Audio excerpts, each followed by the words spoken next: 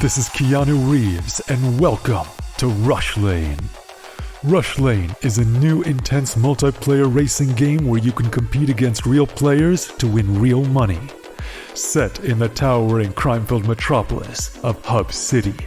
Here, champions put their life on the line for glory, power, and riches in the ultimate death race, known as the Rush Lane. How does it work? Simple. Pay a small stake to jump into the next race. All the stakes go into the prize pool, so the more players, the more money there is to win. Once enough players join, the race is on. Races last just a couple of minutes and are fully automated. Rush Lane is driven by our unique physics-based randomness engine. Starting positions, track segments, and traps are all randomly generated, and we've tested over 10,000 races to ensure no player has any advantage over another.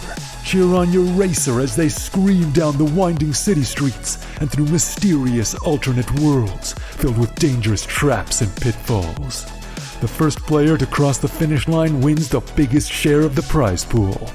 But don't worry, the top few finishes are also in the mix to win. The exact number of winners will change depending on how many players were in the race. The more players, the more winners. Rush Lane is live 24 hours a day, 7 days a week, so you can jump into the action anytime you want. Good luck out there, racers. Only on Rivalry.com.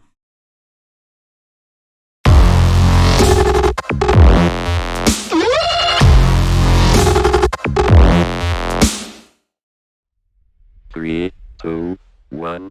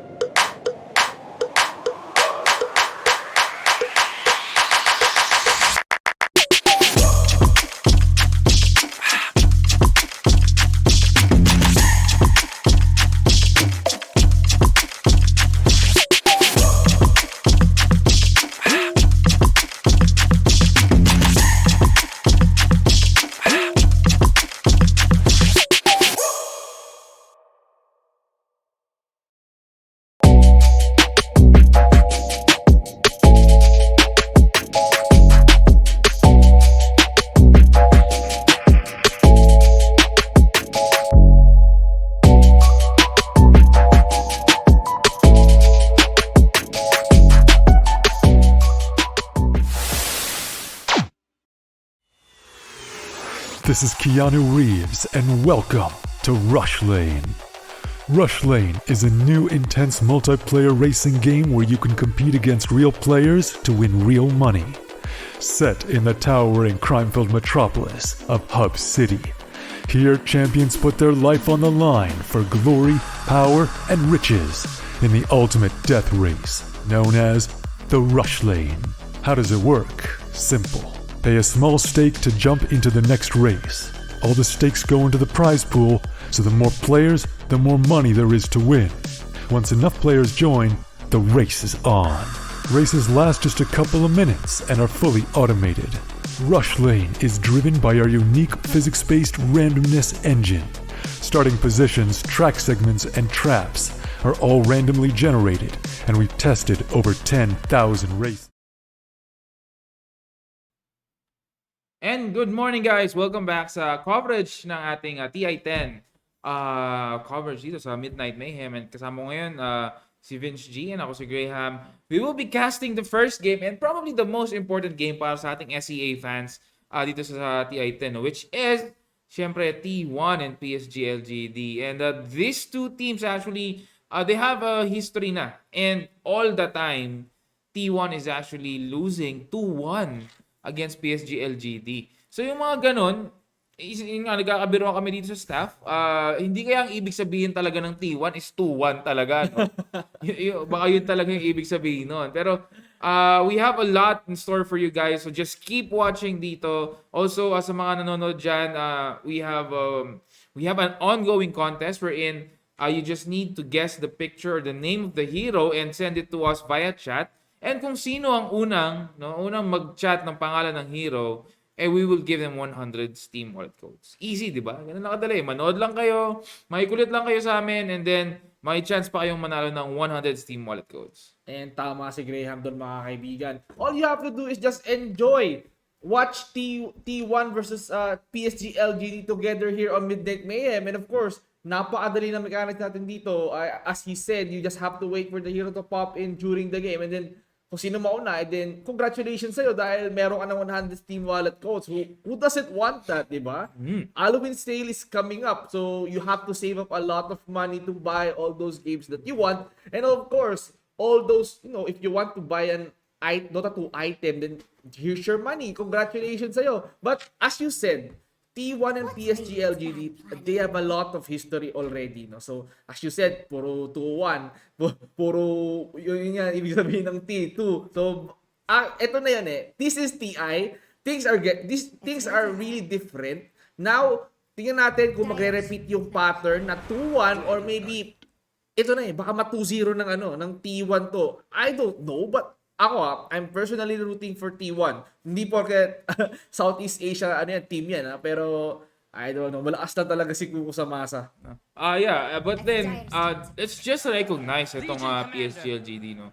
Sobrang solid nila. It is PSG LGD is what I could say is the evolution of the Chinese Dota. Yes. No, kagabi kung napanood niyo yung ating stream, we are actually saying that Chinese Dota is more of a farming, getting their timings properly. Pero PSG LGD is on another level.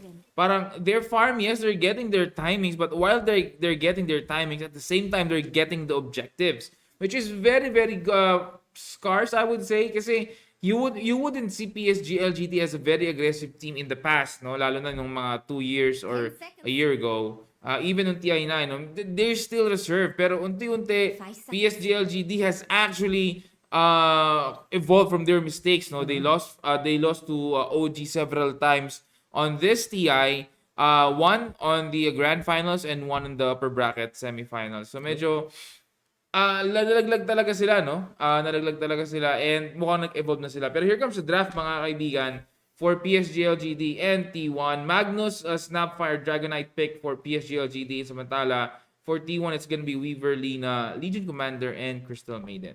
There's no doubt about that. Seeing the Lina pick, it's going to be Carl that is going to play that. Nakita naman natin na most popular heroes ito ni Carl, and all throughout the entire the international, Carl has played flawlessly 4-0 on Lina. And why not, diba? So why ban na Lina? We should get this because Carl needs this kind of hero. And as we kung mapapanood yung lower bracket yesterday, yung Alliance, they just utilize Lina very well. Hindi siya nag-deal na masyado ng magic, but of course, he just right-click every hero ng kalaban nila, which is Beast Coast, and that's what I love about Limp. So are we gonna see the same kung ganun ba maglalaro si Carl today, or maybe, just maybe, it's going to be LGD since, feeling ko, ang LGD dito is nag-i-invest onto more durable heroes. Magnus giving buffs to Dragon Knight. Snapfire is, feeling to, pwede natin sabihin durable to. We can make utility items like Pipe or Greaves, depending on the situation. Pwede rin siyang mag-position 5 or position 4. And I'm so curious about the drafts of PSG LGD. This is not the PSG LGD na, I was a really fanboy of LGD before, pero yun yung sila yung sila FY, yung mga nasa elephant na, pero umuwi na yun eh. Umuwi na eh. Nauna na yun eh. Oo. Pero what I like about the Chinese teams is that, kahit iba na yung mga players dyan, kahit si Fate na lang yun nandyan, is nandun pa rin yung discipline as they know exactly what heroes should be they pick out first. He needs someone that can disrupt the line of T1. Kung pili tayo Magnus, pwede itong offlane, pwede itong mid, pwede itong position 1 or support. Depende. A flex pick, na hindi mo alam kung saan po position. So, that's what they're aiming. They're distracting T1 kung anong position ng mga heroes na to, and this is pretty good. Pero now they have the Bane. Matik to. This is going to be a support Bane na either way magro-roam or mag-hard support, which is had a very good disable skills like the Nightmare and of course the ultimate, the Fiend's Grip. Ang laking tulong nun during team fights. Exactly, no? Also, I'm looking at the draft dito ngayon ng PSG LGD and T1. I think both of them are missing position 1s right here. Weaver is gonna be Whitemon's hero most likely. Yep. So may support Weaver yan on a position 4. Or ito pala si Sefer pala, no? Position 4 si Sefer ang kukuha ng Weaver dyan. So both teams are actually missing It's Radiant's turn. carry. Yeah. Position 1 carry. Although itong PSG SGD can actually switch it up. Tapos si Magnus yung maging position 1 nila. Totoo. Pwede maging ganon. That's why T1 actually banned 1 carry and 1 off lane. Just to make sure. Kasi itong DK most likely it's gonna be a mid DK. You cannot put this on a off lane. Kasi madudurog siya kung sino maipipick dito ng T1. So, I think Legion Commander will be a Kuku hero. Yan, Slark has been banned also. I'm thinking of a proper Spectre is actually still banned. I'm looking at PL. Lancer. Phantom Lancer. I think that's the best so far. Wala nang Void, wala nang PA. 10 seconds. Maybe an Arc Warden is actually good as well. Radiant's Pero tignan natin dito. Morphling. Why do we always forget Morphling? Ito si Morphling, no, sobrang solid na. Well, it's a 23 Savage hero. So, madalas yung ginagamit yan itong si Morphling. My problem with Morphling on our 23 Savage on Morphling is 10 that seconds. sobrang passive niya kasi dito habang nagpo-farm siya, 23 Savage is the type of carry na hindi mo siya pwedeng pasalihin on clashes kasi nasisira or nadi-disrupt yung momentum ng farm niya. So that's the reason behind why we can't. This is not an okay pick. I wouldn't say it's really some kind of a good pick, but it's an okay pick. Okay lang, no? And Kuko on the Legion Commander can actually do well right here most likely.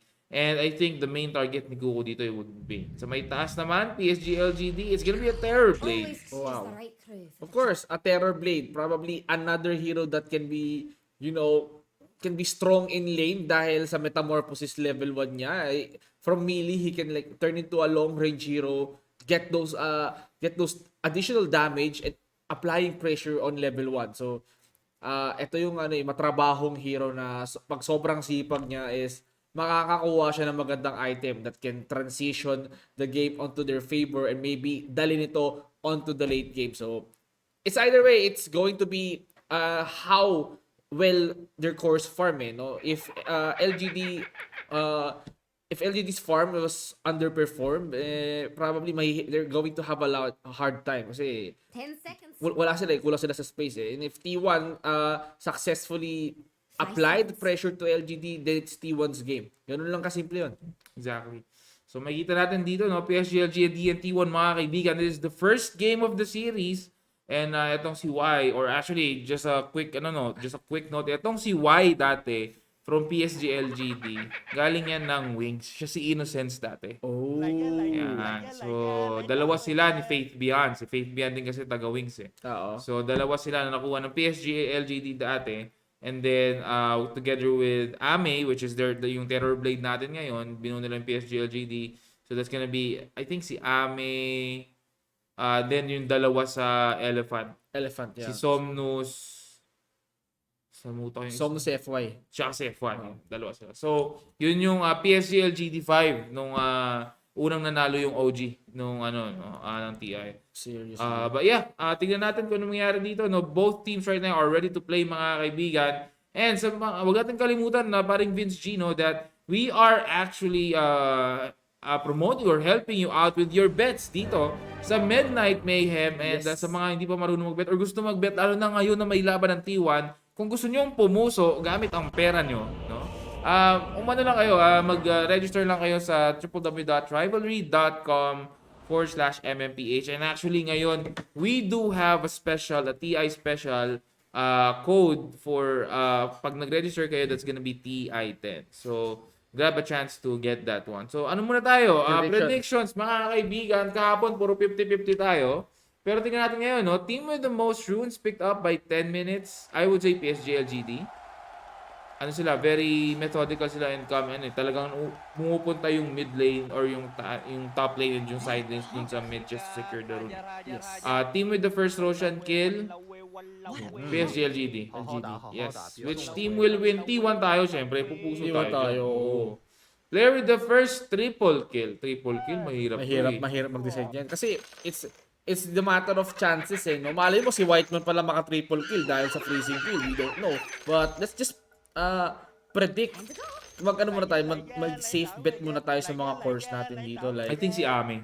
Ame. Yung Sa si Terrorblade. Si Terrorblade pa. Direct. Yeah, Yan. Chinese. So, yun na nga guys. So, and smoke plays coming in for both teams. Mukhang maaga magkakasuntuan dito. Maganda to. So, Shoutouts pala sa lahat ng nanonood sa atin. O yan, si Paring Hans. Si Papi Hans, nakasama natin nag-shoutcast ng ating group stages. Sana makadalaw ka dito para ko sa studio. And then, andyan din si Abreu Nichan. Kasama natin nag-cast din. Ayan. And si Paring Mark Tabeta, si Paring Flip. Kilala siya sa Flip dito sa Midnight Mayhem. So, good morning sa inyo mga kaibigan. And again, isa na namang umaga ng Pasko ng Dota ang ating makikita dito. It's gonna be TI10 mga kaibigan and T1 ang ating isa sa mga pambato ng Southeast Asia, no, versus itong PSG LGD, the Chinese juggernaut kung tawagin nga nila. Etong PSG LGD, and they are gonna get those runes. Wala pa nagkakapatayan dito actually. No, so yung smoke is talagang hinintay lang nila, and I think this will be safe runes coming in for both teams. maybe they're playing safe eh. Actually, I love the discipline of these teams. Although yes, nasayang lang yung pag-smoke nila. Probably they managed to plant the wards. Yun lang yung advantage ng smoke eh. You can use smoke to make your movement speed faster, pero T1 ang nakakuha ng runes in this early game. So, hindi pa nakukuha yung isa. So, this is going to be a fair share of bounty runes now. So, actually, lang, ating kapatid lang mga kaibigan, no? Direct pa check ng ating camera. Mukhang yung Fog of War is English broadcaster. Pa-check nga ba't ganyan yung camera nila? Oo nga. Click mo ulit. Yan, Okay na, kita na lahat. Mineral ko na. May ilaw na. May mapak na tayo mga kaibigan. So, yun nga, Go LGD, sabi ni Honchu. Shoutout sa'yo, Honchu, yan. Honchu is one of our shoutcaster din dito sa Midnight Mayhem, and sana makadalaw ka naman dito sa ating, sa ating headquarters. Ano naman? Dalaw-dalaw na. Oo, guest shoutcaster lang, kumbaga, diba? Why not? Diba? Kaya shoutout sa lahat din ng mga streamers ng Midnight Mayhem na tumutulong na nag-share ng ating stream. And syempre kayo din, guys, no? So, please do share the stream sa mga nanonood sa atin ngayon. And sana, tulungan nyo kami to promote our stream. Pero ito, si Y Kuku, medyo umatras si Kuku dito. Good job coming in for Kuku right here. He's not getting aggressive, pero masama kasi dito, PSG LGD might actually be having advantage dito kay Terrorblade kasi napupush niya yung napupush niya yung wave eh. So, makakapag-farm ng maayos itong si Terrorblade. Yeah, I love how Y here just zoning out the players of T1. Tamang normal attack lang to the players of T1. Tinatakot niya ng normal eh. Tingnan mo. He's not hesitating to punish T1. Diyan kayo sa may tower nyo. You fight. I'm gonna let Ame just secure all those last hit. Just look at this. Hindi sila nang hinayang. And there's a sentry ward coming in. Pinatulog na nga dito si Sepper. And look at the damage coming in. Fairy Fire will be used. Pero of course, that's not enough. Level 1, that is an early engagement. But no, bloods will spill this early. Exactly, no? So, tingnan natin kung makakabawi pa. Medyo kawawa talaga si Kuko, no? Sepher and Kuko is really not that, yung heroes nila is medyo lugi talaga against sa Terrorblade and itong si Bane, no? Who has a very strong early game combo dito. Pero si Carl on the mid lane. And I think, if everything all fails, Carl will be the, kumbaga, deciding factor dito sa laban, eh. Pero ito, si Nothing to Say. Just trying to get the creep wave. They will get this water runes right now. So, si Innocence na nakakuha ng water rune na isa. So, wala nakuha si Lina doon. Pero on the other hand, Shinkyu, nice dive in by Savage. Just avoiding That's stunned by Shinkyu. Shinkyu taking a lot of hit right here. Pero sino kaya ang unang mamatay? One more hit by Shinkyu. Whitemon. Mukhang gusto niya. And uy, it's gonna be Whitemon is gonna get the first blood. And will he die? Yes, he will. But still, T1 right there with the first blood. Good job. Although 1-1 and 1-for-1 trade. But still, first blood coming in for the side of T1. Actually, it's not a bad engagement coming in from Whitemon.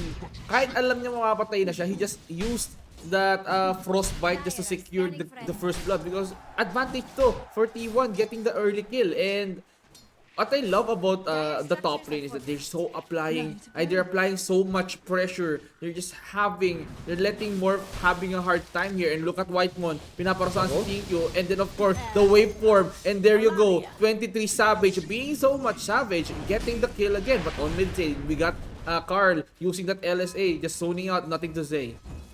Oo nga, no? So, sobrang solid na ginagawa ng T1 ngayon, no? On the, kumbaga, ito yung kailangan kasi ni 23 Savage. 23 Savage needs to get his farm faster para makapag-activate sila. One of the winning conditions din kasi ng T1 is itong si 23 Savage. Kung hindi makuha ni 23 Savage yung early farms na medyo magkakaproblema dito for the side of T1, no? Pero looking at it, nakakadalawang kills na sila on the top lane dun sa support. So this is good news coming in for T1.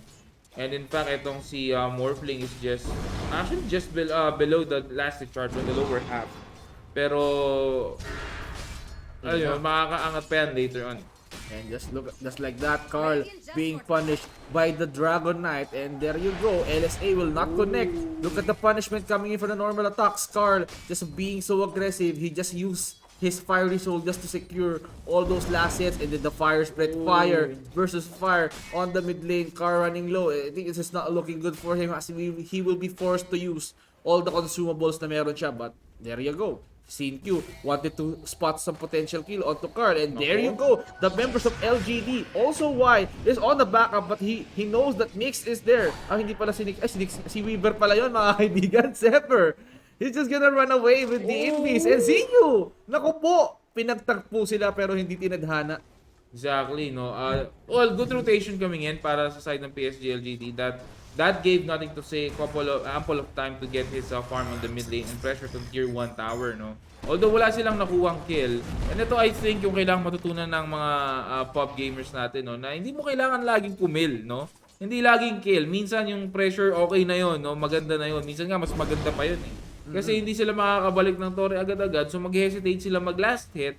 So mababawasan yung gold, yung income nila, no? And yes, babagal yung kanilang item selection. Pero Kuku right here might die. Yes, he will. That's gonna be a 1-for-nothing trade.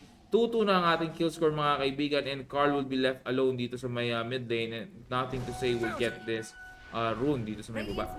LGD, very impressive yung kanilang rotation, no. During 5 minutes, I think it's an attempt to kill Carl. Pero somehow, nangyari is they decided to rotate onto Kuku, securing the kill, and then it's going to be a problem for T1 since they keep on dying. They need to watch out for the rotations that LGD is doing because they're just creating space for Ame. That's basically the game plan. Guguluhin nila yung mga nasa lane, and then it's either they respond kung sa top lane yung fight, kailangan mag-respond ng T1 para hindi mapatay. Pero ito, nothing to say, delikado ata, mukhang malalago na blade siya. And yes, that will be a kill. Mukhang susunod pa etong si Y, and Y will fall down. Shinkyu might also be the next victim right here. T1 is now on the chase, mga kaibigan, and they will actually get a kill. That's 3 kills straight up, mga kaibigan, for the side of T1. The first triple kill would be Luna. Who would expect na si Luna pa ang una makaka-triple kill, di ba? I mean, grabe si Carl maglaro ng Lina, no? As early as 7 minutes, triple kill agad siya sa mid lane. It's just raking up on kills. Olas man tayo sa prediction, pero Carl just showed how it's done. Early game, meron kang attack speed advantage. You just use that to punish the enemies on the lane. But of course, nothing to say here.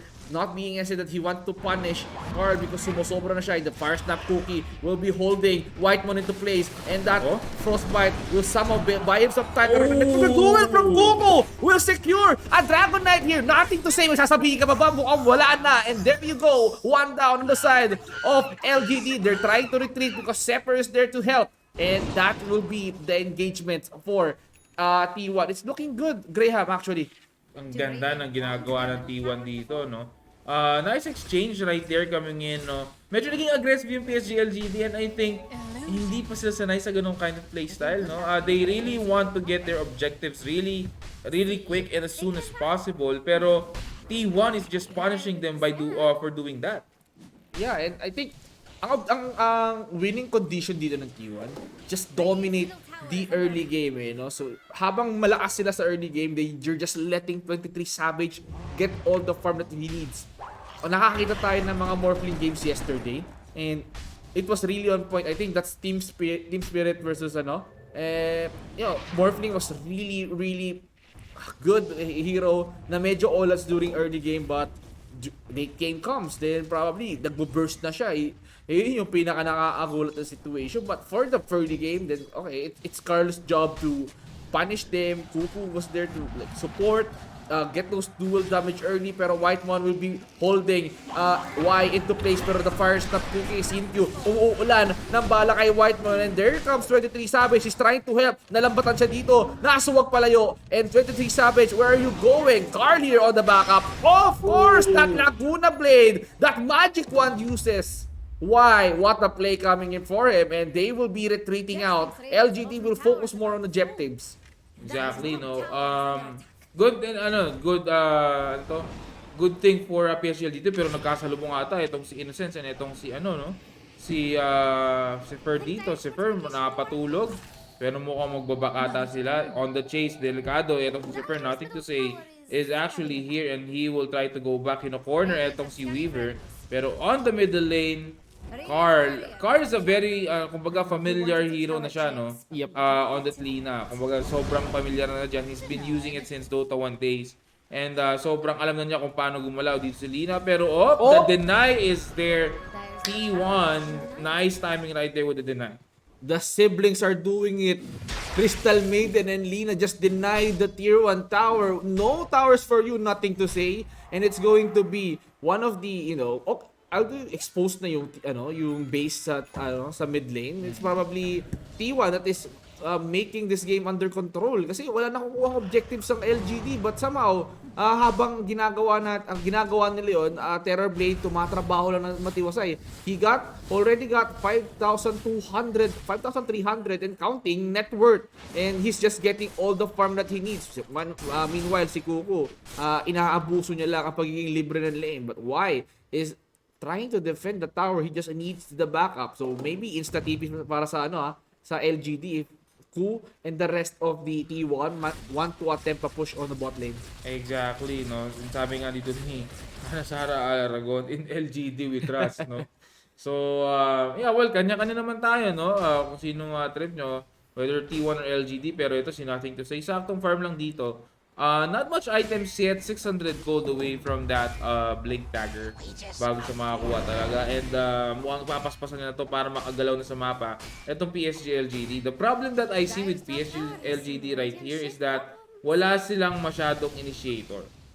No, they really don't have that big initiation coming in for PSG LGD other than itong si Magnus with that reverse polarity. But the thing is, etong si Magnus needs to work double time just to make sure na maglaland ng maayos etong reverse polarity niya, kasi pag nag-fail yon, they do not have a secondary AoE stun para sa side ng PSG LGD, and that may be a problem.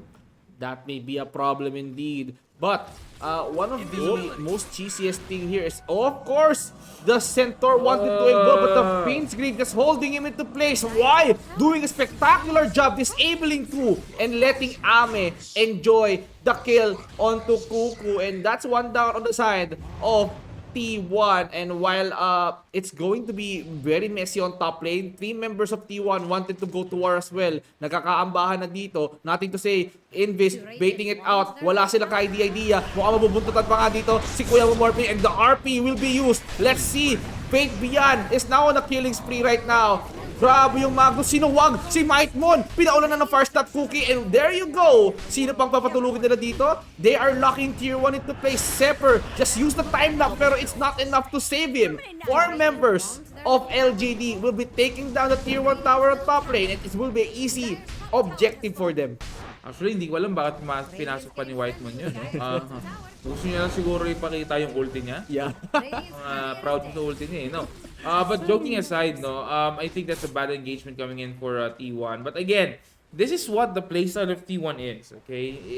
Ganito sila maglaro. I mean, yung mukhang throw pero hindi. And they know their timings, kumbaga, no? They're throwing their bodies out right there para mag-sacrifice dun sa mga carries na kailangan ng timings and farm. And pag meron ng farm dito, tsaka lang sila bibira dito. So let's see, although kanina yung kay Kuku pala sa may baba, Sinwerte yung PSG LGD, minala si Kuku kasi nag-stun yung centaur. And sakto dumating etong si Bane. So medyo namala si Kuku ng konti doon. No? Pero they still have a big chance to come back nito. No? Hindi pa naman this game is not over. Trinidor sila ng centaur, no? Kawawa si Kuko. That stomp follow-up. Why? Just in time, just use the Fiend's Grip. Ame just enjoyed everything, but nothing to say. Will be snatching the rune into the bottom river. Now, T1 looking so, desperate in terms of farm kasi it's just Ame farming really good. Almost malapit na siya makabuo ng Manta style, but nope, he's not gonna go Manta, but instead he will be forcing a Skadi while their early game, no, Skadi is really good because we all know that habang naka-metamorphosis long range siya dito is it reduces the health regeneration of the target, but of course the target is Sepper. I think they have detection. LGD, of course, changes the plans. They wanted to fight it out on their jungle. Smoke! What is that smoke? Whitemon will be forced to go into battle. And sabi ni Magnus doon, bumalik ka sa aming mga kaibigan. That is a wasted smoke coming in for T1. And hindi sila nag-hesitate. They wanted to get at least one. And Whitemon is just a perfect target for them. Actually, swerte na ang T1 doon. No? What I would say is that hindi kasi dapat talaga yun yung main target ng PSG LGD. They want a bigger target. They actually committed the smoke for that one. And I think hindi kasi kaya nag-smoke etong si Ferdot kasi dapat they will do a smoke gang. Pero they didn't know na PSG LGD is behind them. No? Kaya nung nakita ni Whitemon, no, or nakita ni Nothing to Say na uy, pa-smoke na sila, pumasok na siya kasi he actually knows that there should be some persons just beyond that one. And good thing for T1, hindi nila pinatulan yon. What they did is that umalis na lang sila. They just left Whitemon to die right here, which is okay kasi most probably they do not have the items yet.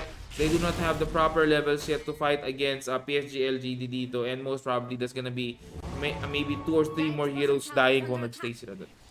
Yeah, managed to get lucky on that one. Nasayang na talaga yung smoke ng T1 since wala hindi na in-expect na there is an LGD na nasa likod lang and of course the bot lane will be taken up for grabs dito sa ating LGD side, no? The creeps are gonna do it pero hindi ma-deny ni Carl yung bottom tier 1 tower, and LGD is doing so good in this game. Ame hindi pa sumasama sa team fight niya madalas pero focus na sa goal. Almost malapit na matapos. He just needs more time, just needs more gold para makompleto yung Skadi niya dito. And T1, what is the best thing for them to do in order to, at least go hand to hand with the discipline of LGD? Nothing. Kumbaga, what they're doing is just fine. No?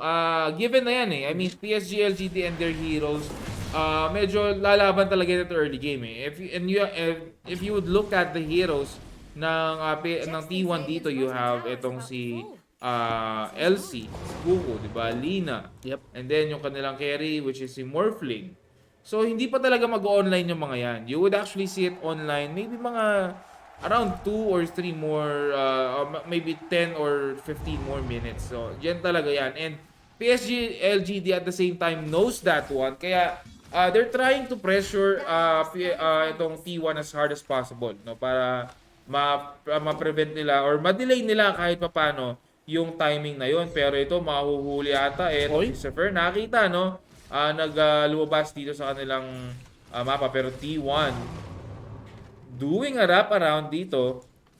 Tingnan natin, Kuko and the gang is actually here. 23 Savage already have the Ethereal Blade. And I think they need to fight dito. So, T1, tingnan natin kung may makikita ba. May just farming in front right here. Hindi pa nakakaramdam. Etong PSG LGD. Shinkyu, medyo a little bit of standoff lang muna.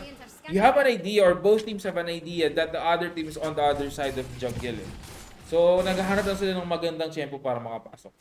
And that's like that. High ground advantage dito ang T1 and the Illusions. They trying to... Oh! That reverse polarity and there you go. 23 Savage choose that Eternal Blade combo. One down on the side of LGD and that's fate. And let's go. Kuku on the other hand just press the attack mga kaibigan. Binagsakan niya ng overwhelming odds ang LGD and now he got a multiple buffs. Yung damage coming in from that overwhelming sobrang sakit dahil ang daming hero tinamaan. Now the smoke. Duel on the bait. Securing the kill. And there you go. Another dual damage coming in from Ku. And they're trying to find another target. Pero I think that's it for them eh. Nakuha na nila yung 2 kills. And what's the pretty good is that good thing is that they managed to get Magnus after that RP. Exactly, no? Medyo, I think that was an illusion na in-RP ni Magnus, no? Medyo nalito siya.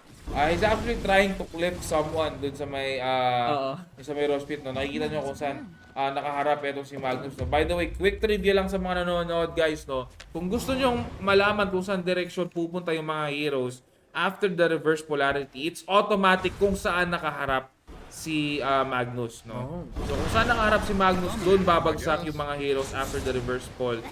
Pero mamamatay ata dito etong si CM will actually go down. There goes your dual damage. This is a brave duel for Kuko, pero mamamatay ba? Etong si nothing to say will fall down and Whitemon will actually die after buying back, no? Seconds after buying back. Namatay agad etong si Whitemon dito. Medyo I don't know about Whitemon kung bakit siya doon pumasok, pero that's quite a questionable call for Whitemon. Grabe, no? 2 beses kaya namatay during the encounter. Pero I think LGD, they're doing their best just to keep the pressure on eh. T1, they're trying to compete with the aggressiveness of LGD, but we all know that T1 is just doing their best. Carl holding up the game, Whitemon setting up the tempo somehow, wag lang siya mahuli, and 23 Savage here doing some pretty decent damage as the Morphling. Kuko, duel just to secure the lockdown, get the bonus damage that can be used for later, and once na he escalates his level onto 25, then he can like opt out to force the additional dual damage which can really help the Legion Commander scale up during the late game. LGD here trying to, you know, create space pa rin kay Ame because hindi pa siya kontento sa Skadi. He needs more item. And Magnus on the other hand trying to spot the LGD. The smokes are coming in for Whitemon. Carl will be the bait. Hindi siya tinamaan ng smoke, so i-expose nila si Carl. And the Illusions will be, you know, knowing that si Carl is exposed, but Invis are coming in. Eto na nga yung duel. Pero anong ginagawa mo pa Deward? And you will get the duel. Congratulations kay Kuku. And the Deward coming in for T1. And I think this is looking good pa din. Kasi T1, nako-control nila yung games sa sarili nila ng jungle. And this is the free clearance for them to push. And of course, the Horn Toss coming from Bane. And ito na, kinakaroon na sa ng LGD. Ito yung Ethereal Blade combo. Ku, without a duel, just on the army of the Mortigan. They're just trying to pressure the Roshan. Trying to, zone out LGD here. Ito na yung ultimate niya. More timers cases, tatama ba? Pero sa Roshan, sinalo-salo. Ku, being punished heavily by nothing to say. And this will force T1 to go high ground. Actually, yung engagement na yun from T1 was actually very good, no? Although, again, White one being the sacrificial lamb dito, but still, they're holding on to that rush position dun sa may right side nito. Pero nothing to say, will try to go in. Kuku will actually heal up. Eto si nothing to say, pero namatay. Ulit, etong si Bane, reverse paralysis is being attempted, pero Kuku, etong si Carl just actually forcing on the other side. Dual damage will be committed, and that's gonna be Magnus going down. So that's 2 down for the side of etong team or etong PSG LGD, pero mamamatay din on the other hand etong si Carl, no? But buyback has been committed right there. So I think nag-buyback din etong si LC, no? Yes, LC and Magnus. And very low na etong si Roshan. I'm not quite sure if they have enough time to finish this one knowing na patapos na etong metamorphosis ni Ame. So, tingnan natin, no, kung makakabawi ba. Walang, pero nahuli pa nga. Oh! Super will just be blowed up right there, mga kaibigan. There goes your illusions coming in. And mukhang etong si 23 Savage, mag-back na lang dito. Ay nako, they have to reset this. LGD, after ng mga pinaghirapan ng T1 just to damage the Roshan, but LGD securing the first Roshan kill. Tama nga tayo sa predict natin dito, although T1 ang naghihirap, pero LGD, sila makakakuha ng torpeyo at ang Aegis ay nasa kanilang mga kamay na. Whitemon running low, trying to, create some space on the 23 Savage. It's just, a dead time for them. It's the proper time for them to secure all those neutrals, all those farms that they need. Play defensive, ward out the entire area, and then watch out for LGD plays because LGD, they know how to set things up too. Tama yun, no? And tingnan natin kung ano mangyayari dito for the side of PLG LGD. They got the Aegis. So tingnan natin, mukhang hihintay nila yung next Metamorph timer para makapag-high ground sila dito. They're gonna try to push once Metamorphosis is up. And I think T1 needs to prepare for that one. Most likely, etong si Lina, no? Although, yes, he has the BKB, pero sobrang lambot niya pa rin. Maybe a Dragon Lance would help. I'm not quite sure kung anong item ni Lina. Wala pa siyang Dragon Lance. Actually, Silver Edge, quite a good item, but still yung tankiness kay Lina yung wala dito. Yes, and considering na Lina is an int hero, once na mahuli lang siya, it's going to be costing her his life. Kasi ang lambot niya eh. He needs something that can, make him last into team fight, and I think sama nga si Graham, they should consider the items, but I'm seeing some aggression here. LGD wanted to fight it out. Pinasok na kanina dati to save it si Q. And there you go. Itinulak ni Fate. Pakakarnihin ng buong team ng LGD. And there you go. Kuku. Kinarne ng 5. And there will be a 4-member remaining on the side of T1. This is not looking good for them kasi iniisa-isa sila. Tama yun, no? And itong PSG LGD, tingnan natin kung what will their actions be. I think Metamorphosis is up again para dito kay Terrorblade. It's go time na for PSG LGD, no? Samantala, etong T1, no? It's just their common playset. I mean, we've seen them play against Thunder Predator nung last game ng group stages, and we thought na matatalo sila doon, no? Pero hindi. Once they recognize their timing, they're actually very good in recognizing their timing. And alam nila kung kailan sila malakas, to the point that they can execute at that right timing para makalaban din sa mga kalaban nila, no? Wow. Pero ito, PSG LGD, mukhang target na itong tier 3 tower din sa may top lane. Tingnan natin, I think this will go straight into a barracks, mga kaibigan. 23 Savage and the rest of the gang of T1 this is gonna be a very hard defend. I think kailangan nilang hintayin na mawala etong Metamorphosis ni Ame. Yes, and just like that, the barracks and the tier 3 towers are just all gone. May Manta Stealth tong si Ame, meron pa siyang Metamorphosis. So, how can you stop a Terrorblade with that buff, no? Metamorphosis, it just deals an additional damage. Plus, it makes your attack range longer. From melee, you can go range. And there you go, Lina, Carl, being asleep. Ito na yung tropa ng LGD. They wanted to kill the Carl. So, multiple lockdowns kahit pa gamitan ng press the attack yan, hindi sapat because the chain of stuns are there. Even the RP will be used. Ibang klase ang disiplina ng LGD dito. They wanted to pick them off one by one, and getting them reduced on numbers doon sila umaatake. It just throws the formation, it just throws the confidence of T1 just to get on the fight with this. Pero sa tingin ko, they wanted to contest the tier 2 tower on mid lane. Ethereal Blade na nga kay Dragon Knight, pinatalon ni Snapfire, and the duel from Kuku will lock him into place. And there you go, Laguna Blade sa mukha ni Kuya mo Bane. One by one, they're falling down, and Kuku again will be dying. Sinkyu as well. They wanted to fight this out. Tinulak na nga si Zephyr, pero does he have the ultimate? Horn toss na nga siya. That time lapse will somehow save him, and he will be forced to use that Germinate attack. He wanted to get greedy. He want Ame. Ame yan, baka may ano yan, may Sander yan, kaya he needs to be more careful. So I like how T1 is responding to the aggressiveness of LGD. Exactly, no? Sobrang solid na ginagawa ng T1 dito. Although, nung umpisa medyo medyo mali yung umpisa nung clash namatay agad si Kuku. But still, no, they actually made it, and nakikita na dito yung strength ni Lina. Medyo masakit na yung right click damages ni Lina dito, and mukhang nabubugbog na nga itong members ng PSG LGD. I think kailangan pa ng katulong ni Lina dito. 23 Savage needs to get a lot of item. I think Zephyr needs to complete his Agarims as well para makatulong to save those in need dito sa side ng T1. No? Pero ito, nakakita pa nga ni Zephyr. Etong si Ame, magkakabalog-bugog dito. Mukhang mamamatay ata. Etong si Ame, etong si Zephyr. And Zephyr will go down right there. A little bit careless for Zephyr on that end. I mean, yun nga LGD, they have a lot of detection. Mahihirapan na si Zephyr mag-stalk kasi, it's a common sense to always bring sentries, always bring dust. Kapag nag-level up sila, they can get a gem of true sight, but they need to be careful into holding it.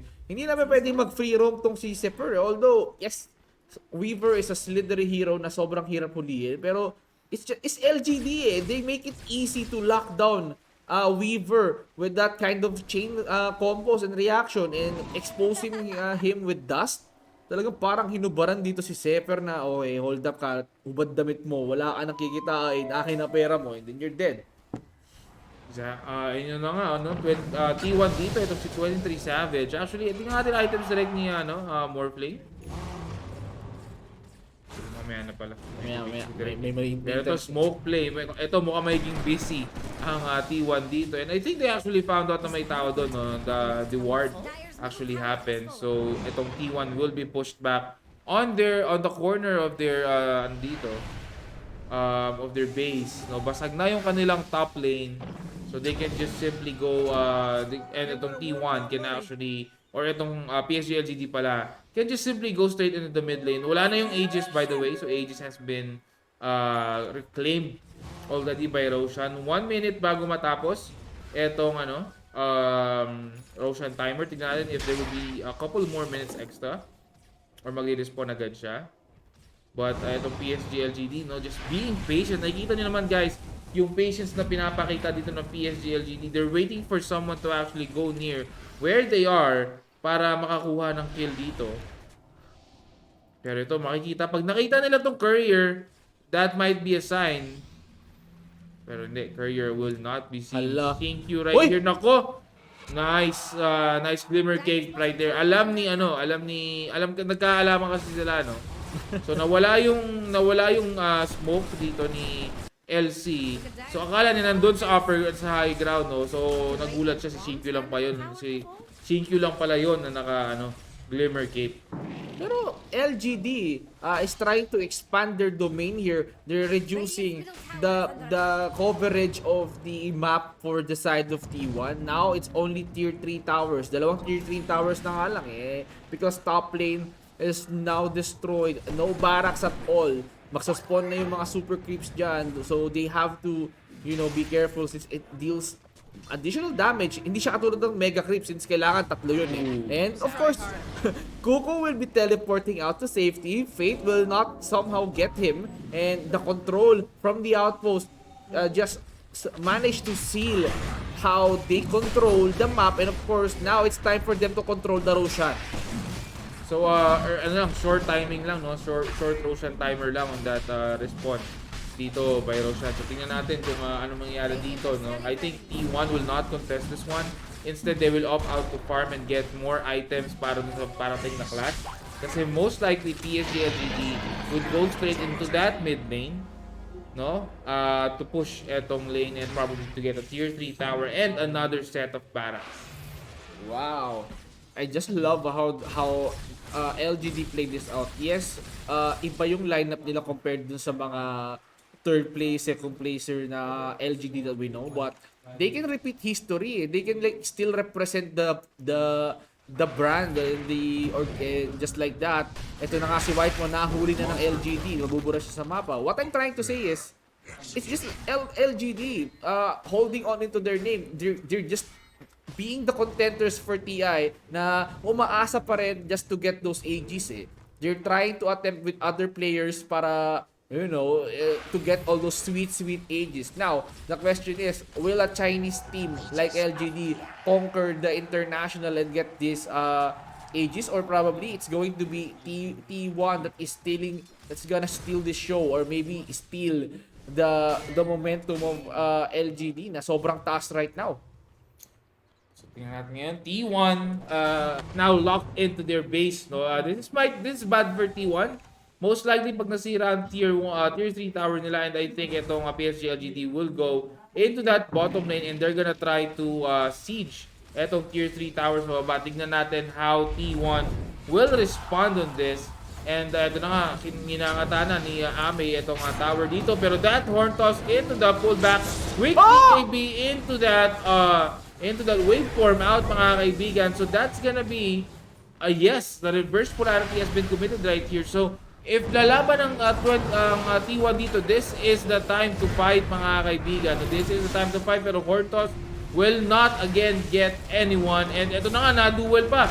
Etong si DK, mamamatay pa, but nothing to say. Will actually get that dual damage. And Carl right now, very low. Lalabas pa nga itong si 23 Savage, but he can't do anything. 23 Savage will still die as well dito. Buyback is available though, pero that jump coming in, mukhang mamamatay naman si Kuko. Nice Weaver save right there. And eto na pumasok na, etong si 23 Savage, but 23 Savage, will he die right here?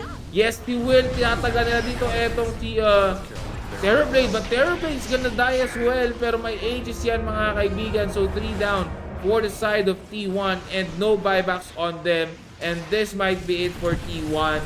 Etong si Carl will fall down, so as Kuku, but before Kuku will fall down, the cheese will fall first.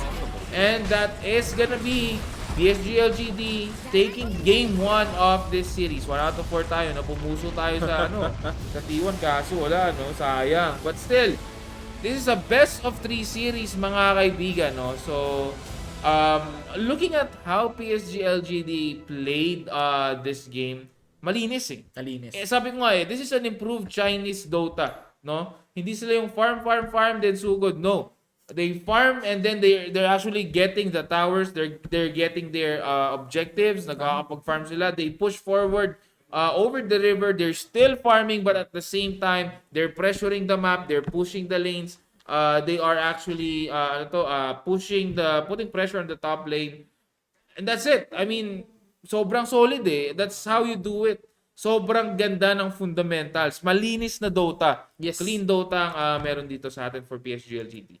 Chinese teams are not failing us to show how they play out Dota. It's just in their blood eh. Once you know Chinese teams do it flawlessly, it's just what you've seen eh. LGD did a spectacular job controlling T1 and then securing game number 1. It just shows on the net worth, mga kaibigan na nasa Gedli, is nasa kanila yung favor eh. It just skyrocketed way beyond 20,000 net worth. It just Ame na tumatrabaho lang securing all those last hit, while the entire team of LGD is just working out on their end just to make sure na protektado si Ame, and just by rotating, naapat lang sila with the smokes, enabling with the horn toss coming in from the Magnus. It was a really good set for Fate Beyond and the rest of LGD. Now, the story here, Graham, is will T1 will T1 manage to bounce back on game number 2 to force game number 3, or baka mag 2-0 sweep ang LGD dito? Exactly, medyo scary. Depende kasi pinakita ng PSG LGD ngayon. Sobrang solid, Again, it's the fundamentals. Ang ganda ito yung Dota na masarap sa mata. Oo, talaga. Pinapanood ko yung PSG LGD kanina on how they move around the map, how they do things. Ang sarap sa mata. Wala silang gray area. Wala silang gray area. They check all parang Chinese Dotes nga, yung usual Chinese Dotes. But they do it on a faster pace, they do it properly, they do it methodically, and sobrang solid ng ginagawa ng PSG LGD dito. Pero syempre, sabi nga sa shirt ko yun, no? Pilipinas, no? Pula pa yan. Nagpula pa ako ngayon para sa T1, mga kaibigan, no? Pero sana, hindi tayo bigyan ng T1. We will still have the game 2, mga kaibigan, and we will return once game 2 is up. So, dyan lang kayo, huwag kayong aalis, stick around, and join us here in Midnight Mayhem for our TI10 coverage. 3, 2, 1.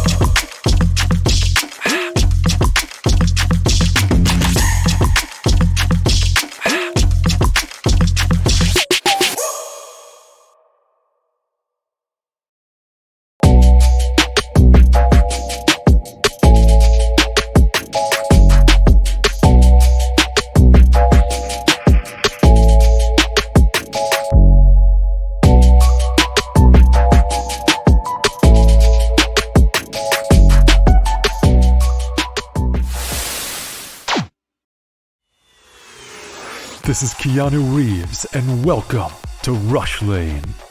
Rush Lane is a new intense multiplayer racing game where you can compete against real players to win real money. Set in the towering crime-filled metropolis of Hub City, here champions put their life on the line for glory, power, and riches in the ultimate death race known as the Rush Lane. How does it work? Simple. Pay a small stake to jump into the next race. All the stakes go into the prize pool, so the more players, the more money there is to win. Once enough players join, the race is on. Races last just a couple of minutes and are fully automated. Rush Lane is driven by our unique physics-based randomness engine.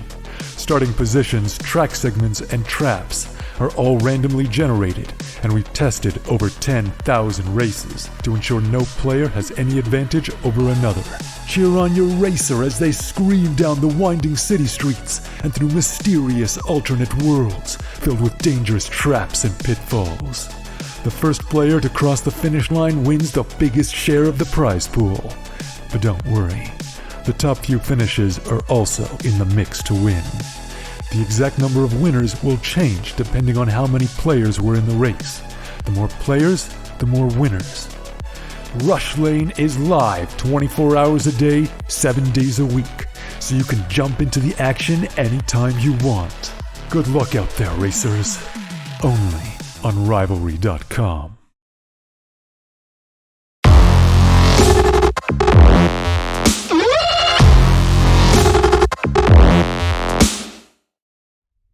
Three, two, one.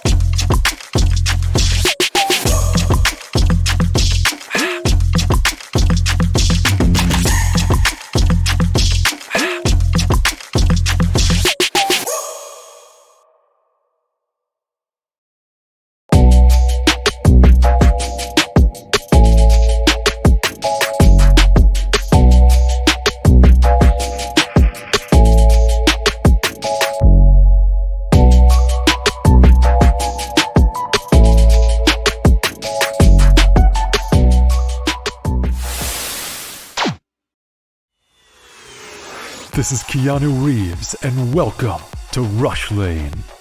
Rush Lane is a new intense multiplayer racing game where you can compete against real players to win real money. Set in the towering crime-filled metropolis of Hub City. Here, champions put their life on the line for glory, power, and riches in the ultimate death race, known as the Rush Lane. How does it work? Simple. Pay a small stake to jump into the next race. All the stakes go into the prize pool, so the more players, the more money there is to win. Once enough players join, the race is on. Races last just a couple of minutes and are fully automated. Rush Lane is driven by our unique physics-based randomness engine. Starting positions, track segments, and traps are all randomly generated, and we've tested over 10,000 races to ensure no player has any advantage over another. Cheer on your racer as they scream down the winding city streets and through mysterious alternate worlds filled with dangerous traps and pitfalls. The first player to cross the finish line wins the biggest share of the prize pool.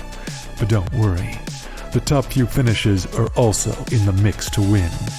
The exact number of winners will change depending on how many players were in the race. The more players, the more winners. Rush Lane is live 24 hours a day, 7 days a week, so you can jump into the action anytime you want. Good luck out there, racers. Only on Rivalry.com.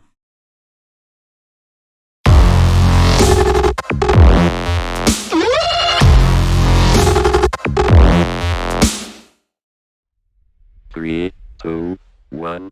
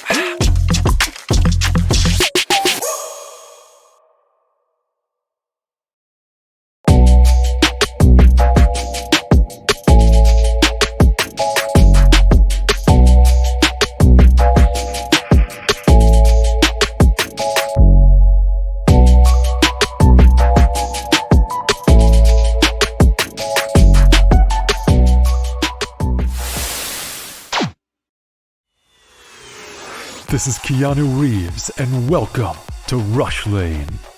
Rush Lane is a new intense multiplayer racing game where you can compete against real players to win real money. Set in the towering crime-filled metropolis of Hub City. Here, champions put their life on the line for glory, power, and riches in the ultimate death race, known as the Rush Lane.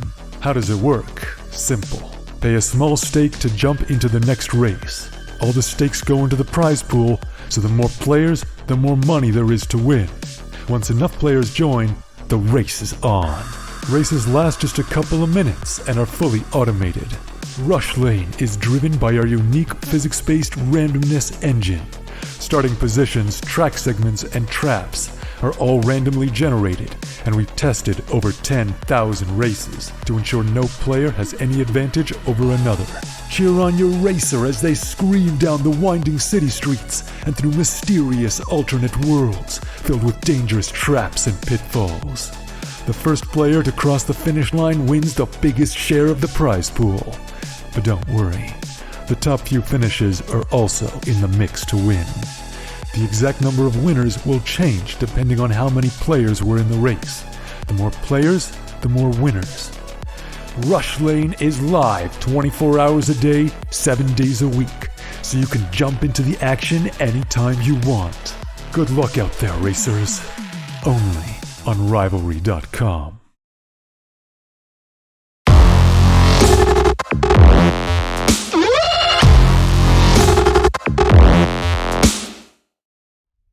Three, two, one.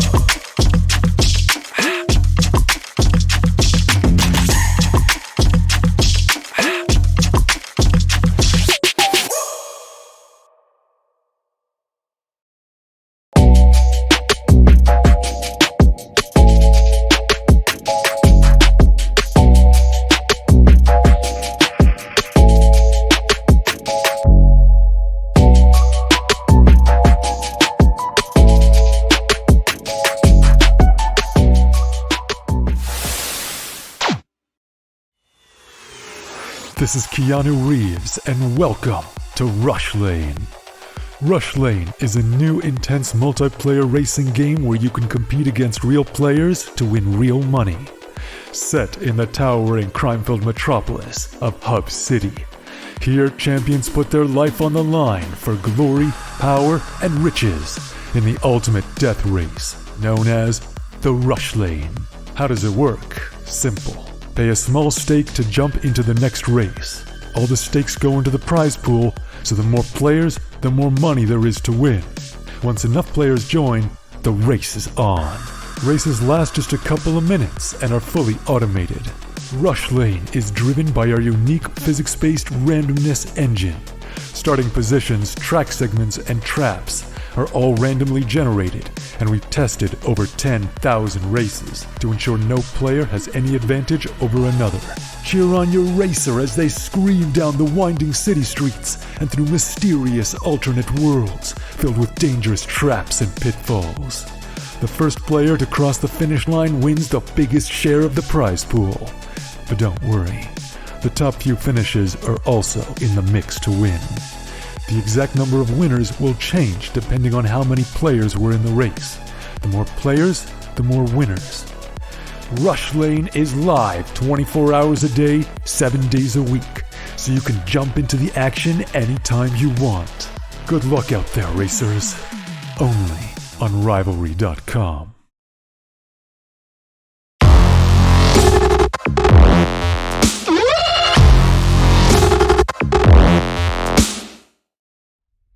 Three, two, one.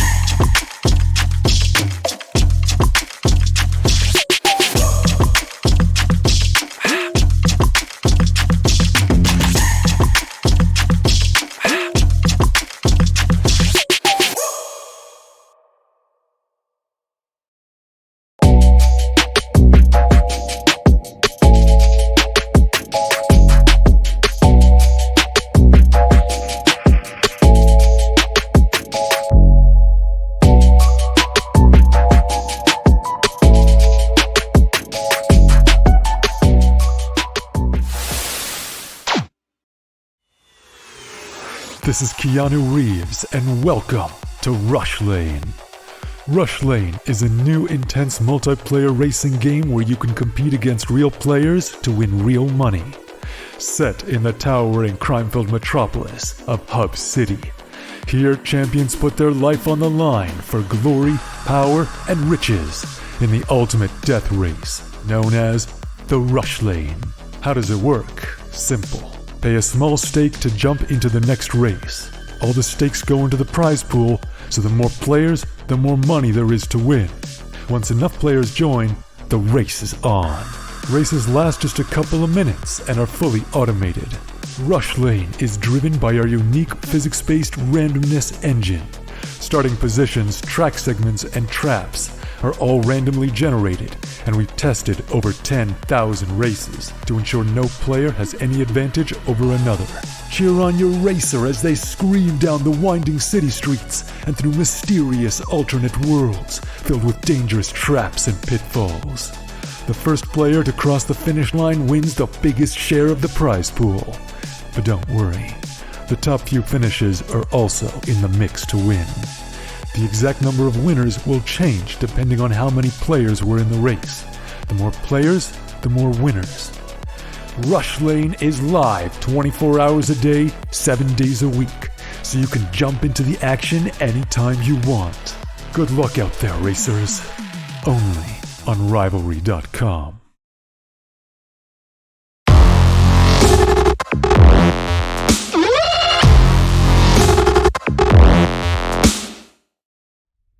Three, two, one.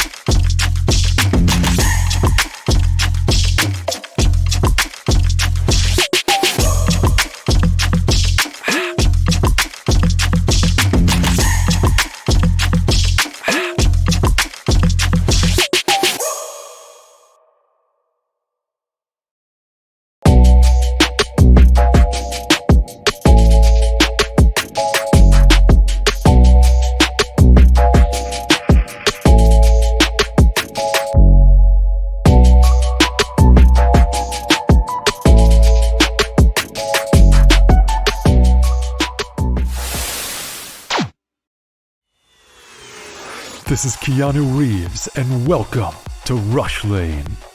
Rush Lane is a new intense multiplayer racing game where you can compete against real players to win real money.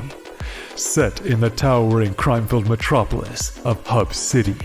Here, champions put their life on the line for glory, power, and riches in the ultimate death race, known as the Rush Lane. How does it work? Simple. Pay a small stake to jump into the next race. All the stakes go into the prize pool, so the more players, the more money there is to win. Once enough players join, the race is on. Races last just a couple of minutes and are fully automated. Rush Lane is driven by our unique physics-based randomness engine. Starting positions, track segments, and traps are all randomly generated, and we've tested over 10,000 races to ensure no player has any advantage over another. Cheer on your racer as they scream down the winding city streets and through mysterious alternate worlds filled with dangerous traps and pitfalls. The first player to cross the finish line wins the biggest share of the prize pool. But don't worry, the top few finishes are also in the mix to win. The exact number of winners will change depending on how many players were in the race. The more players, the more winners. Rush Lane is live 24 hours a day, 7 days a week, so you can jump into the action anytime you want. Good luck out there, racers. Only on Rivalry.com.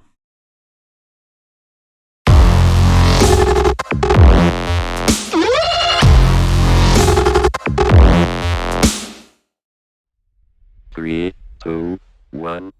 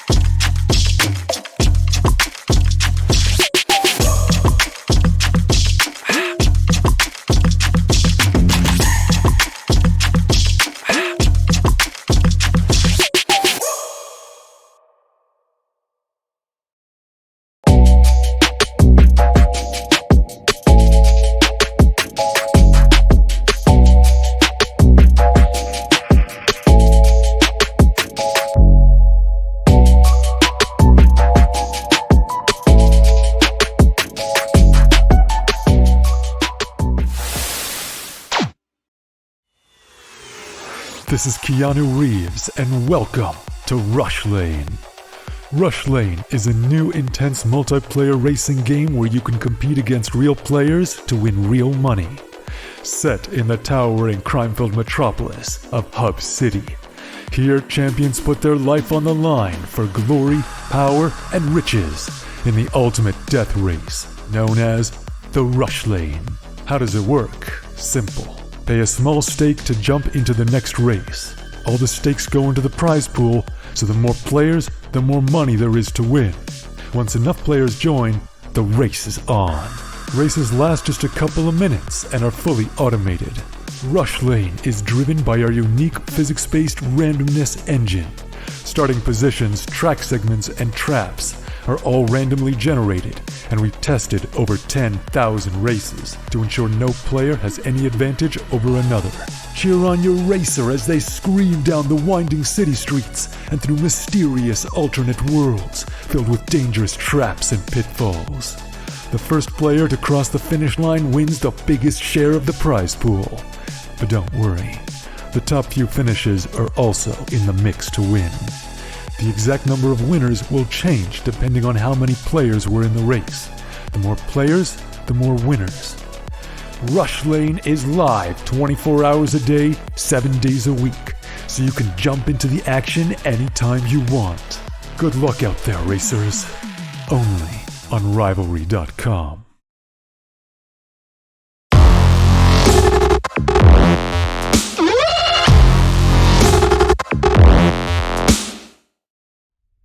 Three, two, one.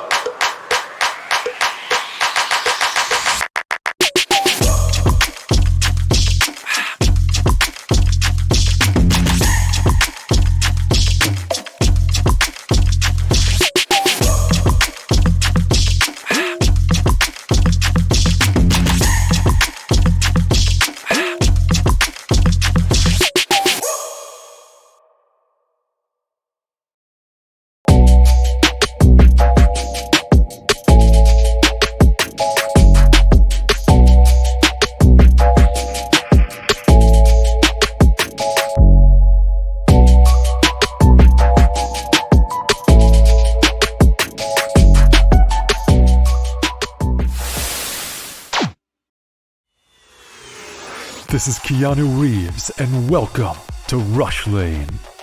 Rush Lane is a new intense multiplayer racing game where you can compete against real players to win real money. Set in the towering crime-filled metropolis of Hub City. Here, champions put their life on the line for glory, power, and riches in the ultimate death race, known as the Rush Lane. How does it work? Simple. Pay a small stake to jump into the next race. All the stakes go into the prize pool, so the more players, the more money there is to win. Once enough players join, the race is on. Races last just a couple of minutes and are fully automated. Rush Lane is driven by our unique physics-based randomness engine. Starting positions, track segments, and traps are all randomly generated, and we've tested over 10,000 races to ensure no player has any advantage over another. Cheer on your racer as they scream down the winding city streets and through mysterious alternate worlds filled with dangerous traps and pitfalls. The first player to cross the finish line wins the biggest share of the prize pool. But don't worry, the top few finishes are also in the mix to win. The exact number of winners will change depending on how many players were in the race. The more players, the more winners. Rush Lane is live 24 hours a day, 7 days a week, so you can jump into the action anytime you want. Good luck out there, racers. Only on Rivalry.com.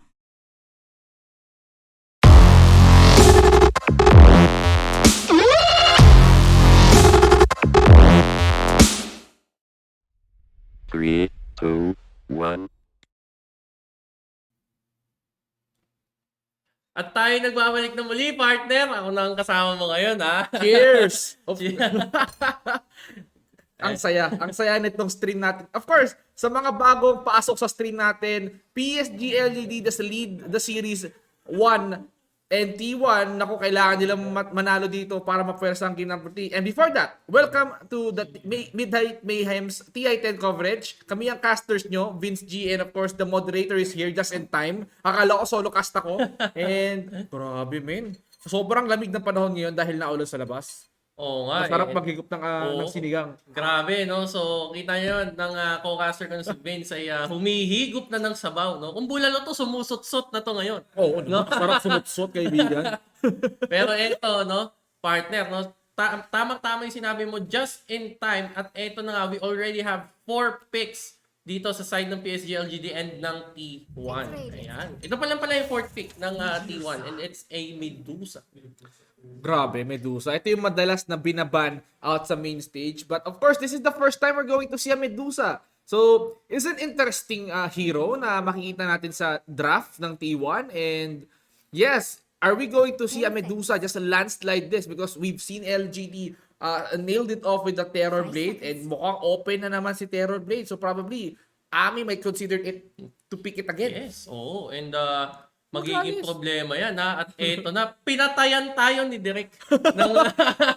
Wala na stream! Pero ito, kita natin sa baba. Direk, pa-hide niya muna nung ano natin. Yan. Beautiful. Beautiful Dota. Di ba? Ayan. So, I agree with what you said, no, partner. And pagka nagkasagaran to, partner, no? Medusa and, Terror Blade, no? Pag nagkasagaran sila, no, may different strengths sila eh.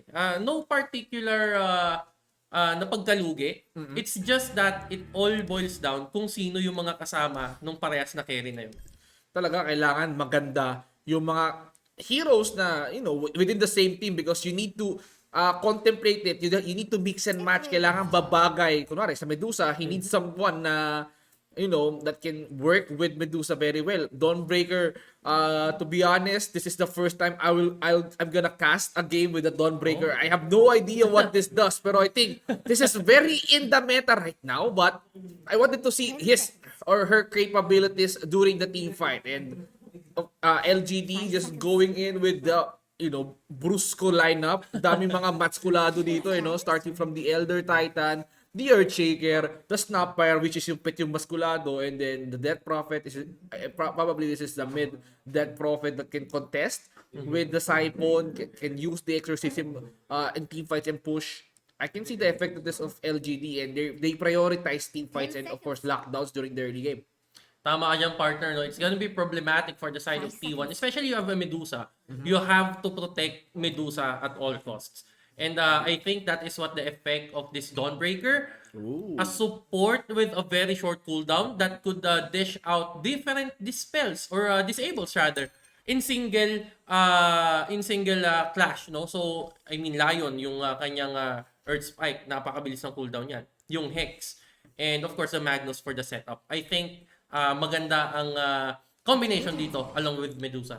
Grabe, kanina LGD just nailed the Magnus. Fate just spectacularly used that Magnus. It was really on point yung mga horn toss niya. Yun yung una niyang binuo, which is the Shard.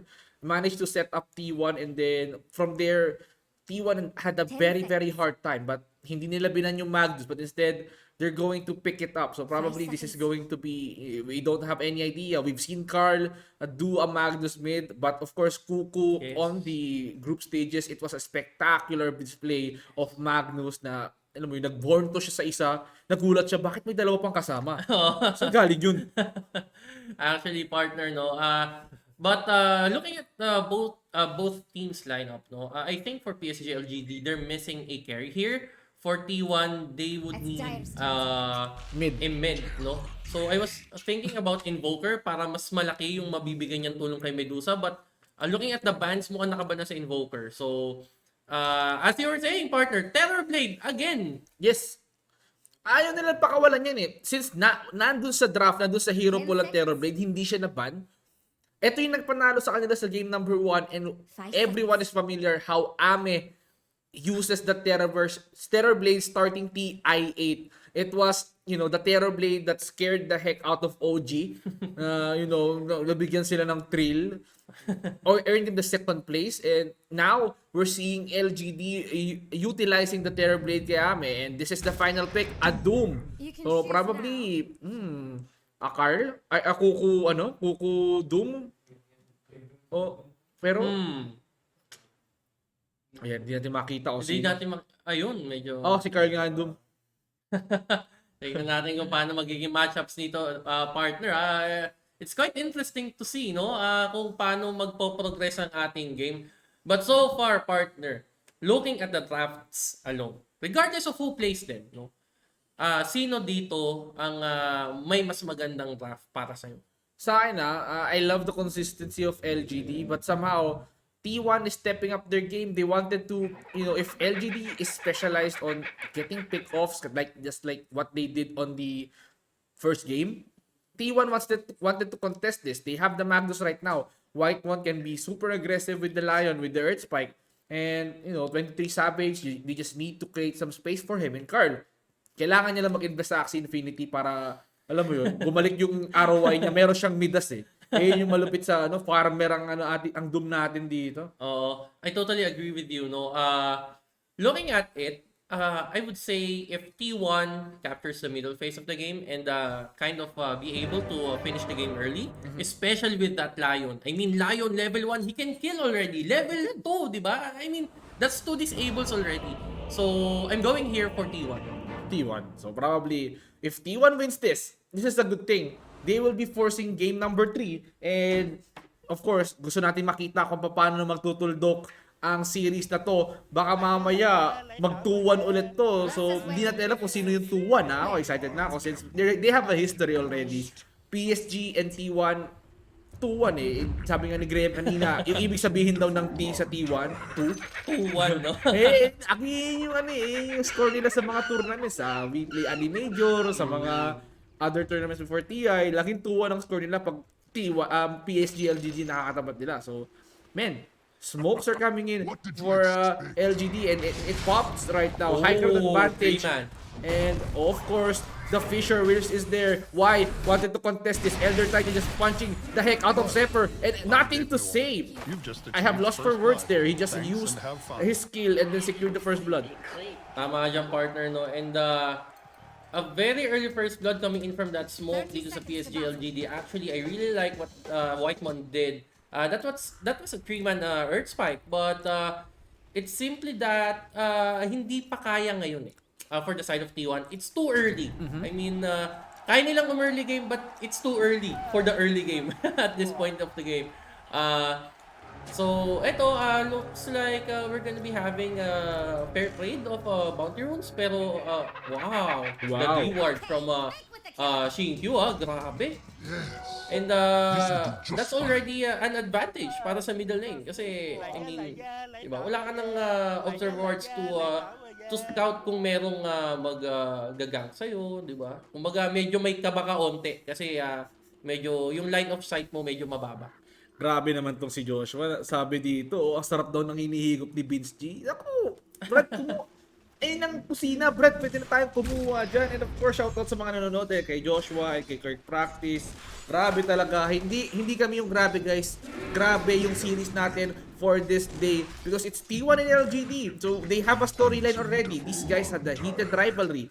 If T1 managed to pull up on an upset, tapos sila yung matuwan, this is going to be interesting because they are one step ahead in getting the Ace of the Immortality right now, and nothing to say right now is just trying to control the creeps beautifully. But let's not forget, it's Carl. He's a pretty good mid hero, and having an advantage as a melee hero, he can control the creeps properly, just like that. He's just getting all those scores.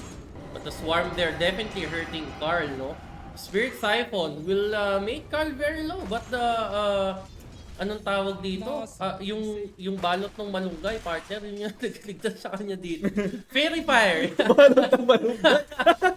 Yung isang balot ng pechay, di ba sabi nung isang doktor, ibabalot mo lang daw yun, tapos gagaling na yung mga kasakit. Parang ganun yung ginawa ni Carl dito. Gumaling na. Pero actually, hindi naman siya mamamatay doon. But just for the safety, pinop niya na yung Fairy Fire niya dito. Ooh. And kawawa si Carl because he's a melee hero. He needs to, advance all the time just to get all those lasses. So, that means nothing to say. Can land a direct attack onto him. Hindi niya i-control yung creeps. But of course, hatakin niya na lang si Carl and forcing him out of the lane. It's not a problem for Carl.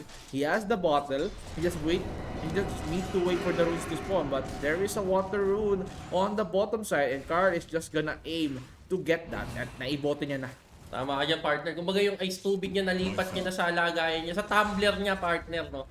And actually looking here at the middle lane match, no? Hindi naman nahihirapan si Carl in terms of CS. It's just that it's Carl is consuming a lot of utility here to make those last hits, no? It's 12-2 against 11-3, actually 12-3 right now. Pantayan no? Pantayan siya. Pantayan talaga indeed. And there you go. On top lane, medyo nagkakasapag-upahan na dito. 23 Savage being pushed onto the corner. Near the tower, he needs to farm up. Matalang natin to say here, good in terms of last hit because mas lamang siya kay Carl in terms of denies. But Earthshaker, surprisingly, he gets 16-0. Last hit 16 mo. Kailangan na ng pera pang dagger. Oo nga And kumbaga, desperate times needs desperate measures. Pero ito, Carl, with the Spirit Siphon from nothing to say, that will be actually a kill in favor of PSG LGD. Kailangan agad mag-bounce back dito. Hindi pa naman ganun kalugi. Kailangan lang mas bilisan dito ni Carl na mag-rotate, utilize yung side lanes. Yung side neutral camps, no? Ayan, tulad yan. Hindi pa siya kinuha ni nothing to say. So, may opportunity pa siya to catch up. Ang maganda dun, it's a Doom hero no? So, you have a skill that can generate you passive income. That can make you farm faster, and you just need to farm up items that can help you be durable in the lane And having a strength attribute, ay grabe, parang bonus na yan. But nothing to say here, is just very confident in punishing Carl. He just waving up to nothing to say, and then hindi sila nag-hesitate. But on the bottom side, Q here, being cornered in the trees. Why? Try to punch Q in the face, but there you go. Ami, he just enjoying the space, but Carl is not enjoying this because Whitemon is just trying to save him. Securing the water rune again. Nothing to say. Tama na daw kakabuli. Enough. Tama ka partner. And Zephyr actually on the verge of death here. Shinkyu is actually chasing him up. But that's the bounty rune for the side of T1. That's a steal, partner. And nagkakamay kuhan dito. The stun won't connect. Zephyr falling low on HP.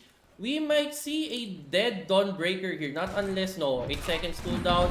Pero, Zephyr, actually, One trying more. to turn this Ay! around. But the cookie out. Yung cookie talaga na yan, partner. Napakasarap ng cookie ni Snapper dito. Ibang klase, hindi. Kapag it is spectacular escape mechanism. He just jumped off to the low ground, saving him from the onslaught of Drone Breaker. Sayang it will be a kill for Snapper. It will be point for T1, but they're preventing it to happen. And I love the interface of Dota 2 right now since kumikinang-kinang. Ngayon ko lang na-notice to masyadong umaaura yung mga team logos Oo nga, napakaganda, no? And kumbaga, syempre, di pa patalo yung UI, I mean yung presentation dito ni Midnight Mayhem. Totoo. So, shout out sa creatives team natin. Di ba? Ay, feeling ko pre. Kayang-kaya ng creative team ng Midnight Ay, may Mayhem. pausok? Pakinangin yung likod Oo. natin para Ay, tayo kinukuha na Oo. Hindi, kung usok lang rin, maraming nagbe-vape dito sa atin. Sila na lang ang gawin nating smoke machine, di ba? Pero eto, Earth Spike into that, nothing to say mga kaibigan. Currently Hex, but here is stun coming in from Y, no? And trying to disperse itong attempt ng T1 to kill that, ang pangalan ng hero, naalala ko, Clipstorm, naalala ko yung natin to say, but the cookie here, and the Earth Spike mga kaibigan, that's 3 against 2. Carl is also low on HP.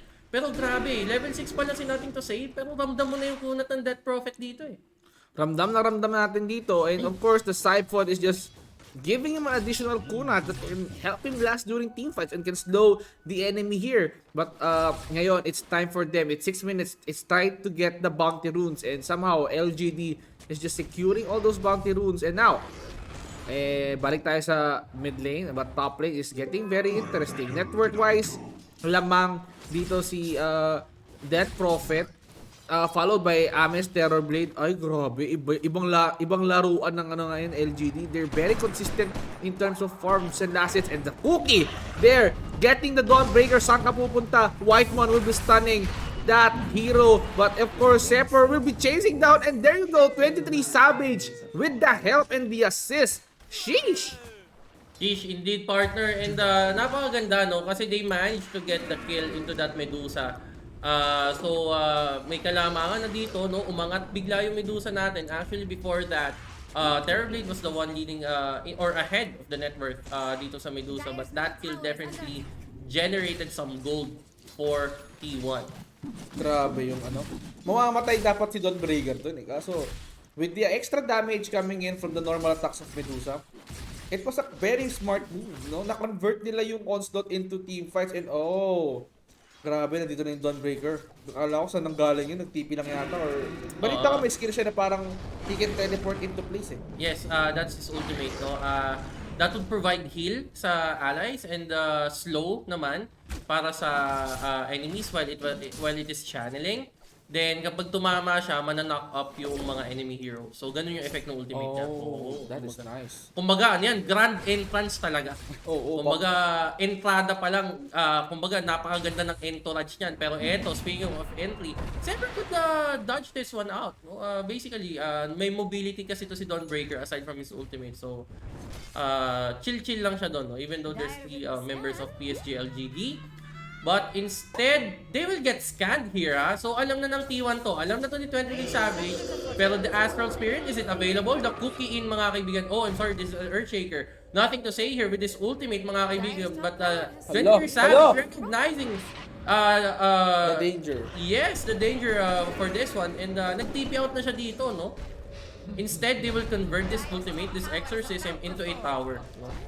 Ganun talaga, you need to play smart, you need to play safe. If you die, then probably mauubos ang net worth mo. And then there you go, Carl, getting the courier kill onto Fate. Wala na siya courier dito, pero pinatalon ng Fire Snap Cookie dito. But the boom! Dealing some additional damage onto the Earthshaker. Nagbibilang na lang siya ng oras and he will respond to base. Whitemon being pursued by nothing to say. Pero nandun si Y, that Ripswarm will somehow seal the deal and Whitemon will be taking a rest into the base. There you go, nothing to say. It's just using the Siphon just to slow down Carl. And the Astral Spirit will be summoned back. Mukhang kailangan nila kumalma dito, partner. Tama ka dyan, partner. Actually, nothing to say is exorcism expiring, no? But before that expires, he managed to get Lion instead. So so far so good, no? Kumbaga, looking at the net worth, everything's where it should be. No? Kumbaga, andyan yung dalawang mid, andyan yung dalawang carry, yung offlane, pantayan naman sila sa net worth. So far, this game is pretty much even, no? Very even indeed. So, ang ganda eh. Kung kanina, it was like LGD's game na they're so disciplined right now, but they're still disciplined. But T1 here, mas nakaka-contest sila compared to earlier since they have a good set of heroes. Carl being punished.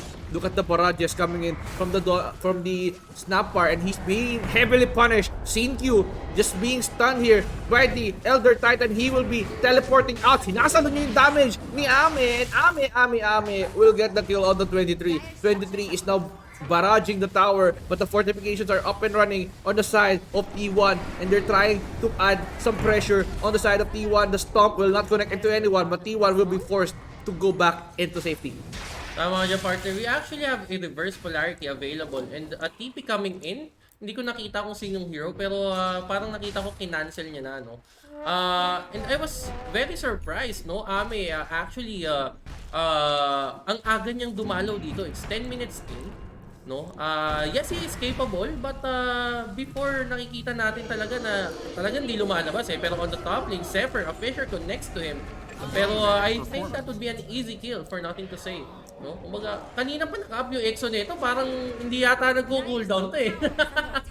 Grabe. I mean, LGD, they're still good on pick-offs. Specializing talaga yung mga heroes nila just to get a hero.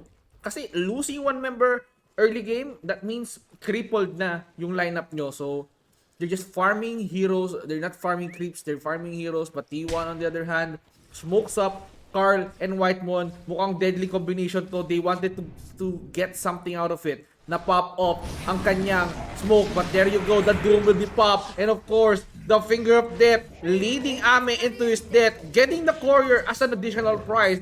That is a worthy smoke of deceit, and it really worked out on their end. Grabe, partner. Kumbaga may pa-take out pa eh, no? May pa-take out pa. Oh, medyo nabulungan si partner. May pa-take out pa chooks to go eh, di ba? Kumbaga, sumahod ka na, no? May pa-bonus pa yung kumpanya yung chooks to go. Pero actually, I totally agree with you. That's a very good kill, no? A small effort coming in from T1. That's only a Lion. A Doom has been committed, but that's the carry of PSG LGD. Kumbaga, ang onting effort nun para sa napakalaking reward na binigay sa kanila. It just pushed Ame into the third place in our network right now. It's just Carl leading with 6.4k, and he can continue snowballing it just by continuing using that Midas and the Devourer. It is really working out on his end. Kanina, it just nakuha niya si Ame because he's just farming into the early game. But PLGD here have some nasty plan. They wanted to shut down Carl, and they just rotate on the top instead. They wanted to get something out of it. So, probably this is 23 Savage, but mukhang si Zephyr ang makita nila dito. Naku po. Ito, Astral Spirit. Kita nila si Zephyr dito because of that Observer Ward. Pero mukhang hindi na nila ginoto, no?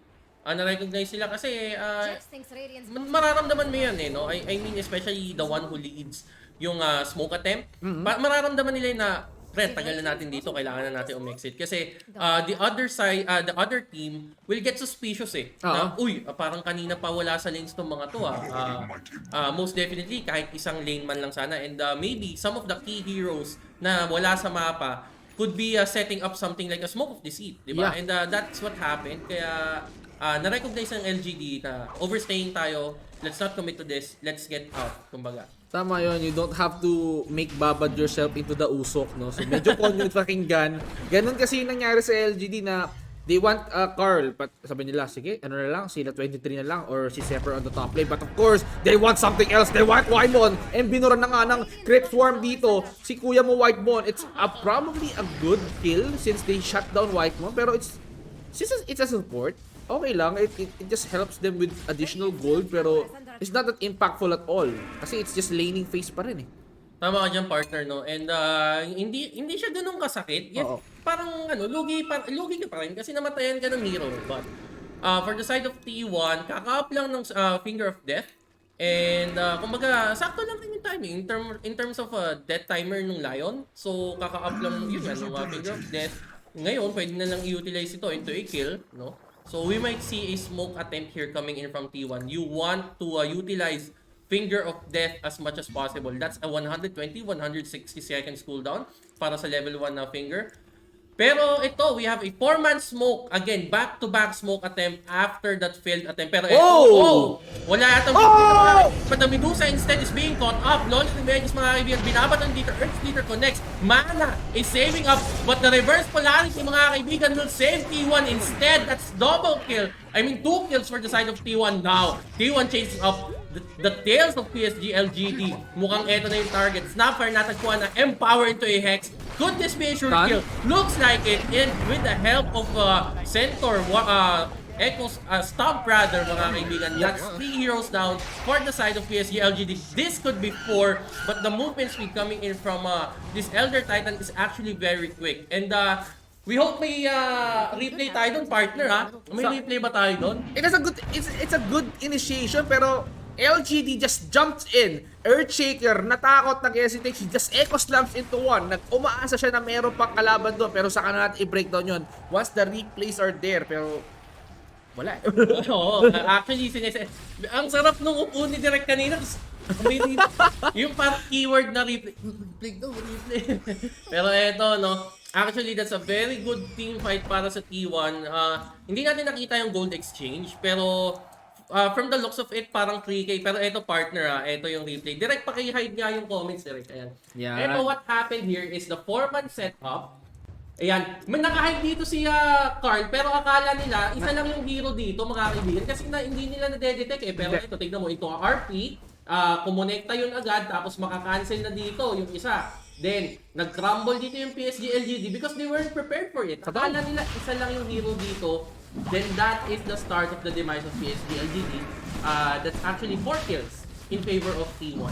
Yes, ang ganda eh. Since naganap yun sa base nila, and then the response from T1 is very quick. But something is happening here as LGD is not wasting any time as they take down the Roshan. It will fall down into the hands since walang contest na nagaganap. T1 has no idea at all na 60 minutes pa lang ginagabang na nila si Roshan sa base niya. Tama ka dyan, partner, no? And meron tayong scan attempt dito from the side of T1, but actually that's pretty much too late kasi wala na, nakuha na yung Aegis eh. And from the looks of it, mukhang hindi rin naman kaya i-contest ito ng T1. You don't have Bloom, you don't have RP, kaka-up lang yan. You don't have a Finger of Death.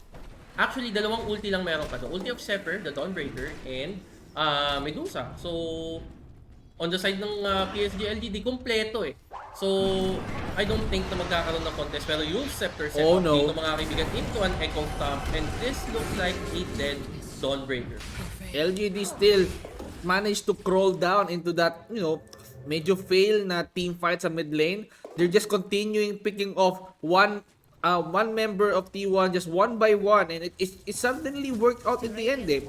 Hindi nila kaya makipagsabahan sa team fight as early as now, but if they continue to pilayan yung lineup ng T1, then it could continue into a much favorable experience for LGD as Ame will benefit from it since he's just trying to tower push, he's just trying to eliminate all the neutral creeps here para walang mapakinabangan yung T1 dito, and it works out eh. Yes, partner. And kanina, no, we've seen T1 get that team fight, 4-man wipe.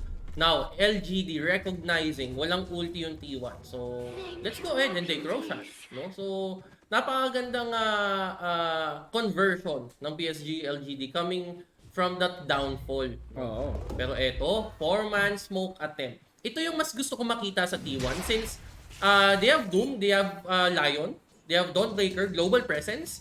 So, dapat mas dinadala sa nila engagements eh. If not, kahit fishing man lang coming in from T1. Pero eto na nga, 4-man smoke setup. Si Medusa ang bait dito at the middle lane. Makikita nila dito sa top lane instead ang Terror mga kaibigan, pero hindi niya pa dito Doom ha. Doom is available right now. Mukhang isi-save nila to kasi meron tong Aegis of the Immortal. Oo, tama. So parang sabi nila, teka lang, antayin ba natin mag-expire? Wag muna. Oo, kasi 'di ba, kitang-kita niya mag-isa lang 'yun eh. na-hit niya, na-right click niya, most definitely he recognized that that is the real terror blade. Yes. Pero sinave niya muna because of the Aegis of the Immortal. Yeah, kailangan muna nilang buhusan itong si Terrorblade para ma-pop up yung Aegis of the Immortality, but something is popping on the top lane as the tower being barraged by the rest of the LGD team. Parang football ang nagaganap dito because 12 na ata ang mga players na nandito sa ating top lane. And of course, the goal will be the ultimate takedown of the tower as LGD, mukhang sinaniban na ni Messi na galing na galing PSG, mga kaibigan. LGD pala yung mga Chinese. And PSG LGD, we can see here the discipline. They took top tier 2 tower. Ang lapit na nila sa outpost pero hindi nila yon tinake.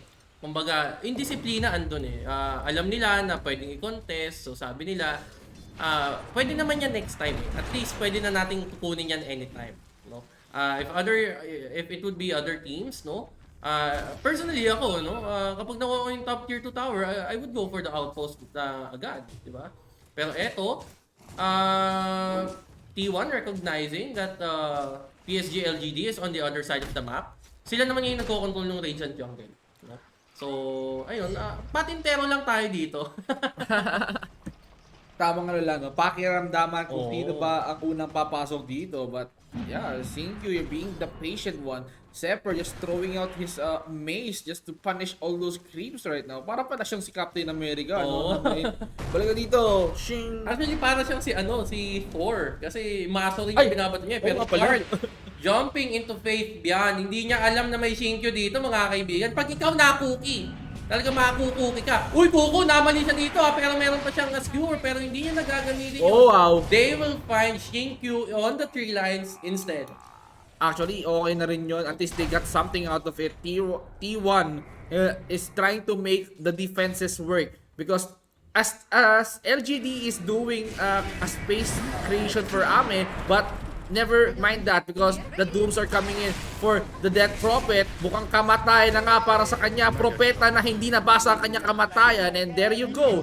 Carl will be dictating his death. Pinirmahan niya na ang death certificate as LGD is trying to, fall back and wait for, Death Prophet to respond. Yes, partner. And eto nga yung sinasabi ko kanina na T1 should prioritize or capitalize rather on those fishing capabilities. Kasi you have Doom, you have Lion, the Finger of Death, and global presence of Dawnbreaker. And yun nga yung nakita natin kanina as T1 just killed this Death Prophet. Worthy investment na yun for them eh. Hindi na siya nag-hesitate na gamitin yung Doom. Since it's a mid-hero eh, you'll get a lot out of from shutting down a Death Prophet, forcing him back into the 10k network lead. Now, it's Medusa and Doom that is leading the network charge. It's 23 Savage and Carl. They're just doing tremendously well. But the question is, how will they continue to, continue to get that lead and make something out of it? Kumbaga, parang you need to contest eh. Hindi lang pwedeng farm ka lang ng papera, pero wala kang paglalagyan ng pera mo.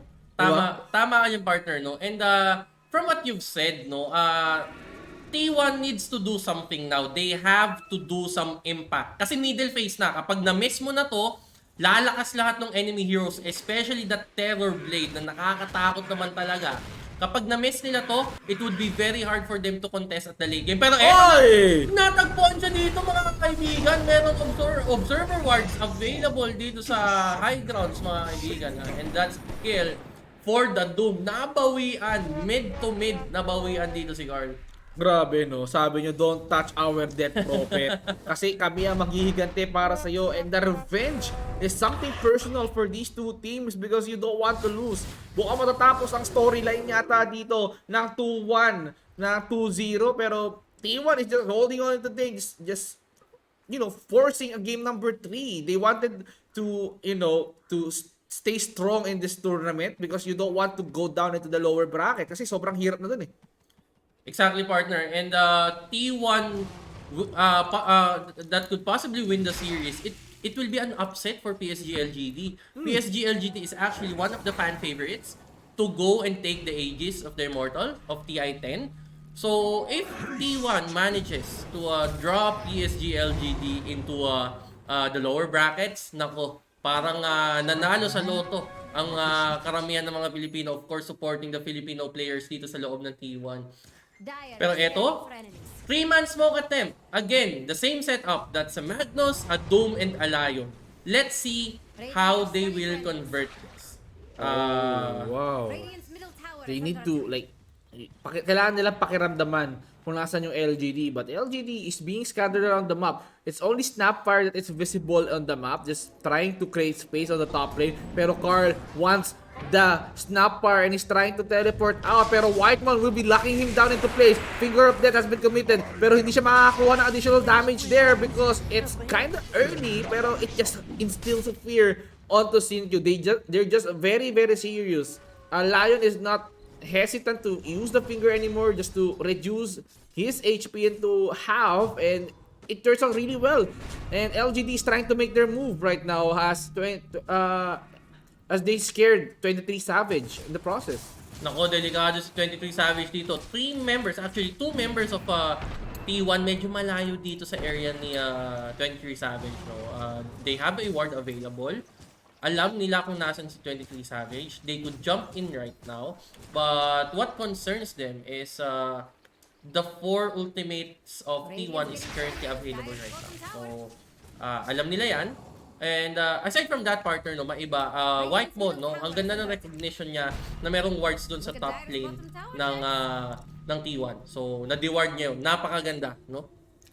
Alam mo, kaya maganda yung recognition ni Whitemon doon. Kasi isa yan sa mga popular hits niya, ignition recognition. At of course, let's see. LGD now smokes up. They want something else here. Whitemon will be the possible target, but of course, it is the price. 23 Savage will be forcing back up, and there you go, the multiple lockdowns. Where are you going, 23 Savage? You're trying to be tank here, but he has the eye of Scotty, and the more timer kisses will somehow land on the 23 Savage. They're just scattering Tier 1 around the map. They're just destroying the formation of T1 here, and they need to reset this game, or else baka mamaya hindi makaporma si 23 Savage dito. 3 ultimates down on the side of PSG LGD, and here Oh! comes T1 the jump into Eto Pivot na. Guard, mga kaibigan. Eto na, binabakbak na nga si Doom. He won't be available to drop the Doom, mga kaibigan, but the 3-man RP into a skewer, mga kaibigan. That's 2 heroes down on the side of PSG LGD. Immediately buyback dito from the Snapfire. Magnus, will he fall down? I don't think so. The Yule Scepter to cancel out the TP coming in from 23 Savage. White Mode, the very beautiful Earth Spike to save Savage here. The Echo Stop will prolong the fight here, but 23 Savage looking pretty good. Binabapak niya dito si Nothing to Say. He might fall just right now. And it will actually be the Elder Titan. Wala na siyang mana dito. Buyback. Recognizing, meron ba tayo Thunder available? I don't think so. That's a 5-man hero. That's 5 heroes down on the side of PSG LGD. That's 2 buybacks. Actually, that's 6. 6 heroes down on the side of PSG LGD because of the 2 buybacks. Indeed, ibang klase yung pressure na ibinigay dito ng T1. Yes, you got 4 members down, but you got 6. So that is a worthy trade. Pero in the end, ibang klase, pumalag pa rin si 23 Savage, converting that into something else. And that something else just won them their team fight. Now, lamang na sila sa kill score. It's 14-12, the 7K network lead. And if you have a replay, then we can break this down. Walang replay. Eto na, partner. No? Here's what happened. No? Nakita nila si 23 Savage, no? Faith Bibian actually got a little early to cast that Fisher. Kita mo dito yung members ng PSG LGD. Medyo malayo pa eh. No? Hindi pa sila makapwesto dito agad. Tinalo na niya into a Fisher. Andun na siya, mga kaibigan. Binabakbak na nila. BKB has been popped from the side of PSG LGD. Mortimer's Kisses para i-disengage. Boom. Disengage. Ayan, disengage sila yan, di ba? Ngayon, sabi nila, walang Mortimer's Kisses. Tayo naman babakbak ngayon. Kasi parang ano pa yun, nagtataka, ano nangyari? Tapos parang out of place pa yung PSG LGD. Na-recognize nila to. Eto na, pumasok dito si Carl, mga kaibigan. Pagkapasok niya, Shibas to. Binabakbak siya, Echo Slam. Dawnbreaker sustain, slow sa kalaban, 2-man Earth Spark at the back. Ang ganda ng pwesto ni Whitemon. Dealing mana damage dito sa mga kalaban. 3-man horn toss, mga kaibigan dito. Tapos eto si 23 Savage, no, na-recognize niya, Gusto nyo pala ng laban, yung isa-isa lang. Pero this time, tatlo yung binabakbak niya. Ayun, nakatayo lang siya dyan para siyang tore, oh. Binabakbak niya, tapos yung ibang members ng T1, tamang support lang dito. Binabakbak niya, mamamatay dito si Death Prophet. Ayan, tapos, next. Next. Thank you, next.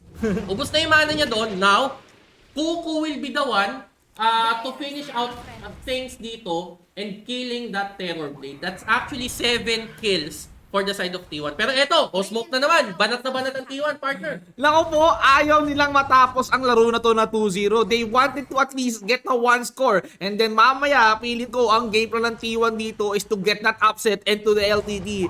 Will they get the victory here on our game number 2? Pero they're holding on so far. Really, really good. Makita natin dito na determinado sila manalo. Look at 23 Savage. He just had the items na pwede niya pang counter dito sa ating Terror Blade. And napakagandang ikot dito ni Earthshaker. And the smokes are coming in for LGD. Hindi sila naubusan ng ecoms dito para mga...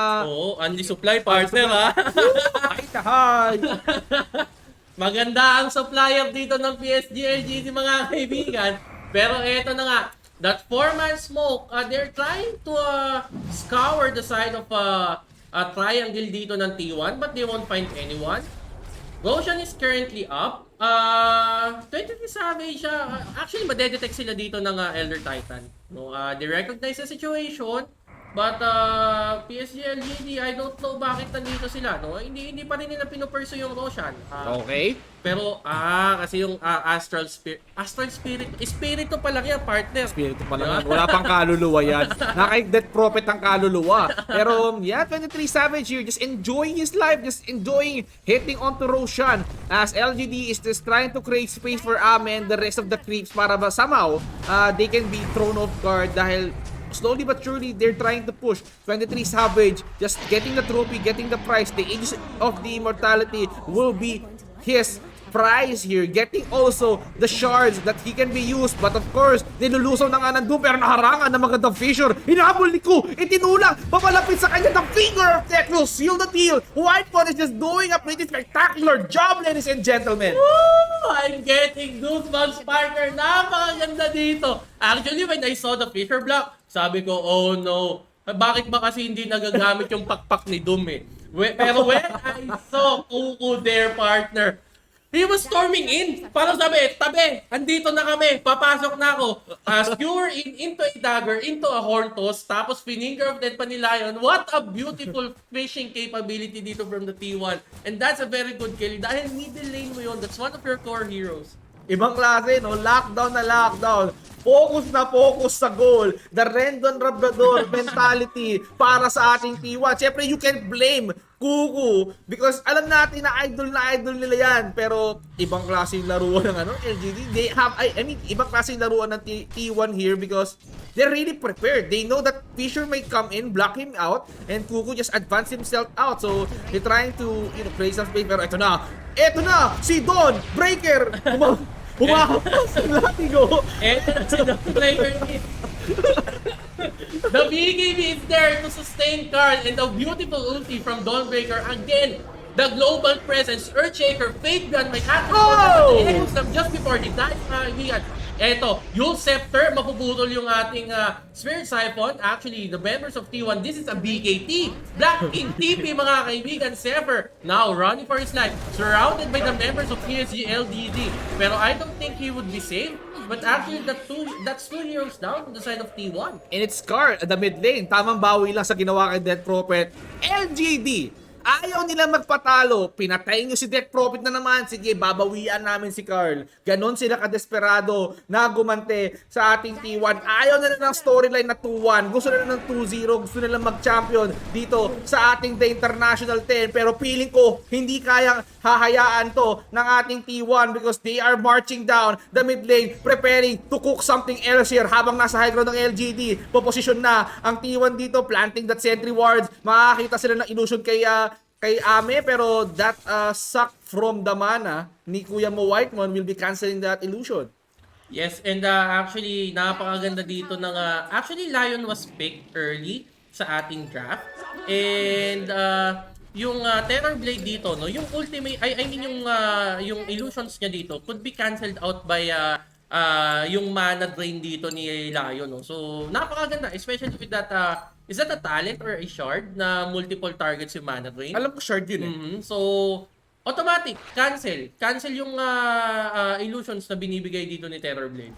Ibang klase yung ginagawa ng ano dito, ng Lion. I think kung tama ako shard yung yung mana, and then kapag gusto mo kung gusto mo mag multiple AoEs finger, then you have to build the Aghanim Scepter. And there you go. T1 just use the smoke of deceit para high na high sila during team fight, but they wanted to do something else here. They're trying to scout the members of LGD, pero wala sila makikita dito sa mid lane, kundi illusion lang ng ating Ame. But of course, they're playing it safe because alam nila na nasira yung illusion ni Ame just by Whitemon's skill, the mana drain. Yes, partner. And direct pat-click nga si Magnus very quick lang, tapos pa-escape na agad.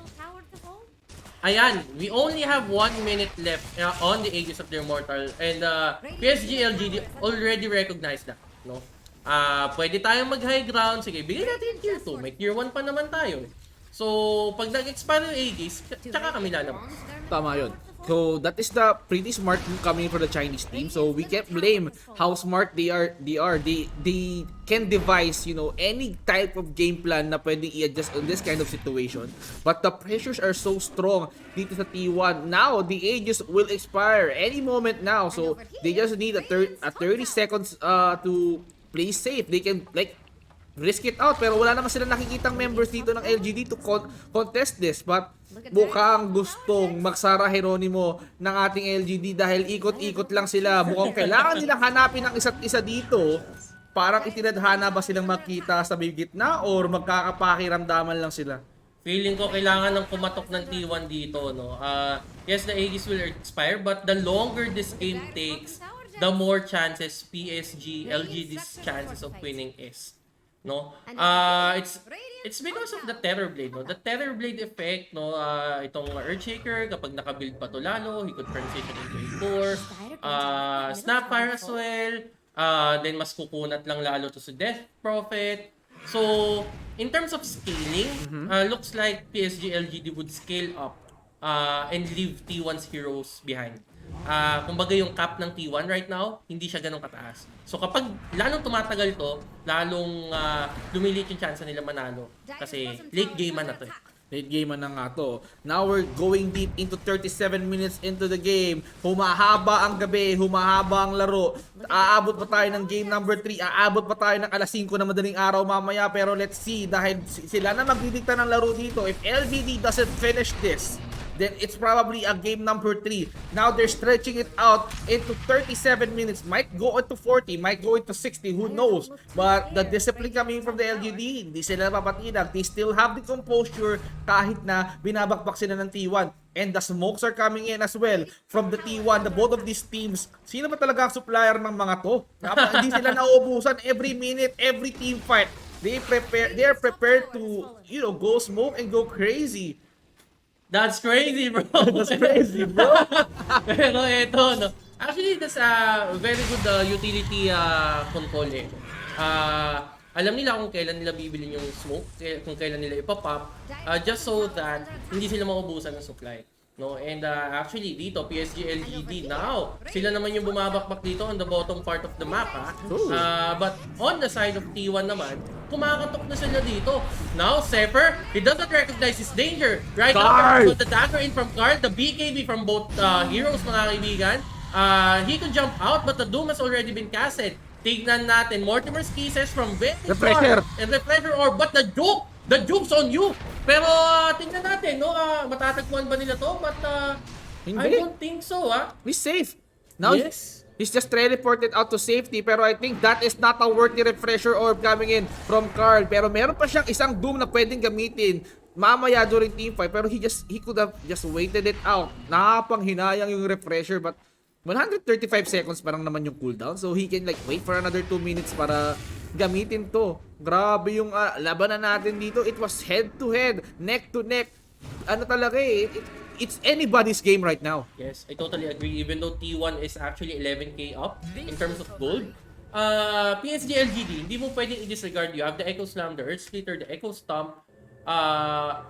Echo Stamp ba yun? Oh, Echo Stamp. Echo Stamp, yeah. So, I mean, capable pa eh. Kumbaga parehas pa silang may bala. Pero eto, the skewer into the Death Prophet, mga kaibigan. The damage is there. Hello? And the kill is there. Coming in from 23 Savage. What a beautiful layering of skills, no? As expected. Wala man lang kakomit-commit ng Doom doon because they know that it will be an easy kill for the Death Prophet. Now, even with the refreshed Doom natin ni Carl dito, he can use it into something else. He can wait for the cooldown of the refresher orb and probably goes into a team fight while LGD is trying to battle it all out. It won't connect that skewer coming in from Kuku. Sayang na sayang eh. Pero 23 Savage, being the Savage guy in their team, just trying to go one-on-one with the tower. He just eliminating all the creeps in the process. Ito na ang aking backup. Tutulong na ba ang mga creeps natin dito? The creeps is the new team. Sabi nga ni 23 Savage, I don't need you T1. Meron akong creeps dito. The creeps is enough indeed. Pero eto, we have a very early Roshan spawn. Oh! But the Echo Slam into that Dawnbreaker TP is coming in from Doom. But Zebra actually comes out of there alive. Now the Doom has been committed. You won't get out of this one anymore. And that is the it. Oh, inambahan pa. Ano? Inambahan pa, partner ha. Kumbaga kanina, naisahan mo ko, no? Kumbaga, never again. Never again. Kita mo yung gigil ni Carl. Gusto niyang kumutos kaso pinili niya hindi eh. Grabe. Kung nagkataon lang na walang, ano yan, yung parang shelter, yung protective shelter, partner, kung magkaharapan sa home shop yan, baka tumayo na yun si Carl, tas pinaltukan talaga in live. Nakakamiss yung computer shop gaming time natin eh. Grabe. Oo naman. Sana mabalik na yung ano. Sana matapos na itong pandemic na to para meron na tayong LAN events. Masaya mag-Dota ng live. Habang nagkakas tayo dito, nasigaw lahat. Lahat ng mga pusta dyan. What? Lahat ng mga nakapusta dyan, mga kaibigan. Kumusta ba kayo sa LGD o sa T1, guys? Carl getting this Aghanim Scepter, no? Anong Aghanim Scepter neto ni Doom, partner? Alam mo yung ano eh, Oo. yung Aghanim Scepter niya is, habang nakadikit si Doom, is nagre-reset yung cooldown ng ano. Ay, oo, grabe. Doom break applies pa. break. Bago okay. na. Applies break, Break. and increase duration. Hindi na yung madaya. Oh! Is it the flop? I think it's the flop. Nagkamali. Masyado siya na-excite. Oh my God! Napunta na sa likod niya yung Terror Blade, but instead, nagcast pa siya ng, anong tawag doon? Nung horn toss? Hornswoggle. Hindi, horn toss. Grabe! That could have been big! And Totoo. very big kill. And even though merong buyback, still, that's a Terror Blade down, supposedly, for the side of T1. Grabe, no? T1 here is raring to go into something else, but LGD just being so scared of the potential of T1 winning this game, they decided to smoke again, marching down the mid lane. 23 Savage is the exposed target for LGD as they smoke up. They're trying to circulate all out. Kuku just replenished his skill onto the base, pero yung refresher orb niya naka-cooldown pa rin. Whitemon and Carl is just in position pero nasa high ground dito. Anytime, any moment now, pwede pasukin ni Fate ito at the fissure and the stun. Dawnbreaker just comes in. Magbubudot ba siya dito? Pero of course, he will not because the team of the T1 is almost there to save him and nakaambaan lang. Exorcism has been forced out. Sabi niya, ano gagawin mo exorcism mo? Pang neutral lang, Brad? PSG LGD committing a lot of skills there. Well, for the side of T1, they only committed Dawnbreaker's ulti. And eto na. Here's the bounce back coming in from T1. A smoke set up here for Magnus to position himself, no? Para makadagit siya dito tulad nung kanina. What happened there was, hindi nila na-burst down. Hindi nila na-burst down etong Doom. Napakakunat na niya, partner. And of course, the sustain from Dawnbreaker just saving Carl's life for a little bit more to pop that BKB. Now, Kuku for the setup. Andito na siya. He is waiting patiently, hoping that he could get something like the one he got earlier. Eto, na pop yung smoke but they recognize it's an illusion. Oh no. Wala eh. Ang hirap na i-contest ng isang Medusa. 23 Savage just right-clicking every target na nasa harapan niya. Lalapit kayo. Sige, lulusawin ko yung illusion mo. Kahit Terror Blade ka pa. Tignan mo naman, oh. Barracks. Ganon. Pero eto, the Echo Stomp connects into that Medusa. Actually, 2 minutes still for Aegis to expire, mga kaibigan. Now, he is just barraging through the first set of barracks at the middle lane. Pero eto, medyo matras yata si 23 Savage. Oh, no. Naubos yung mana niya dito, ha? But the cheese is available. He will be swapping out his BKB. Looks like he will consume it right now. No? He won't? He won't? Pero di ko alam bakit niya pinap yung cheese dito.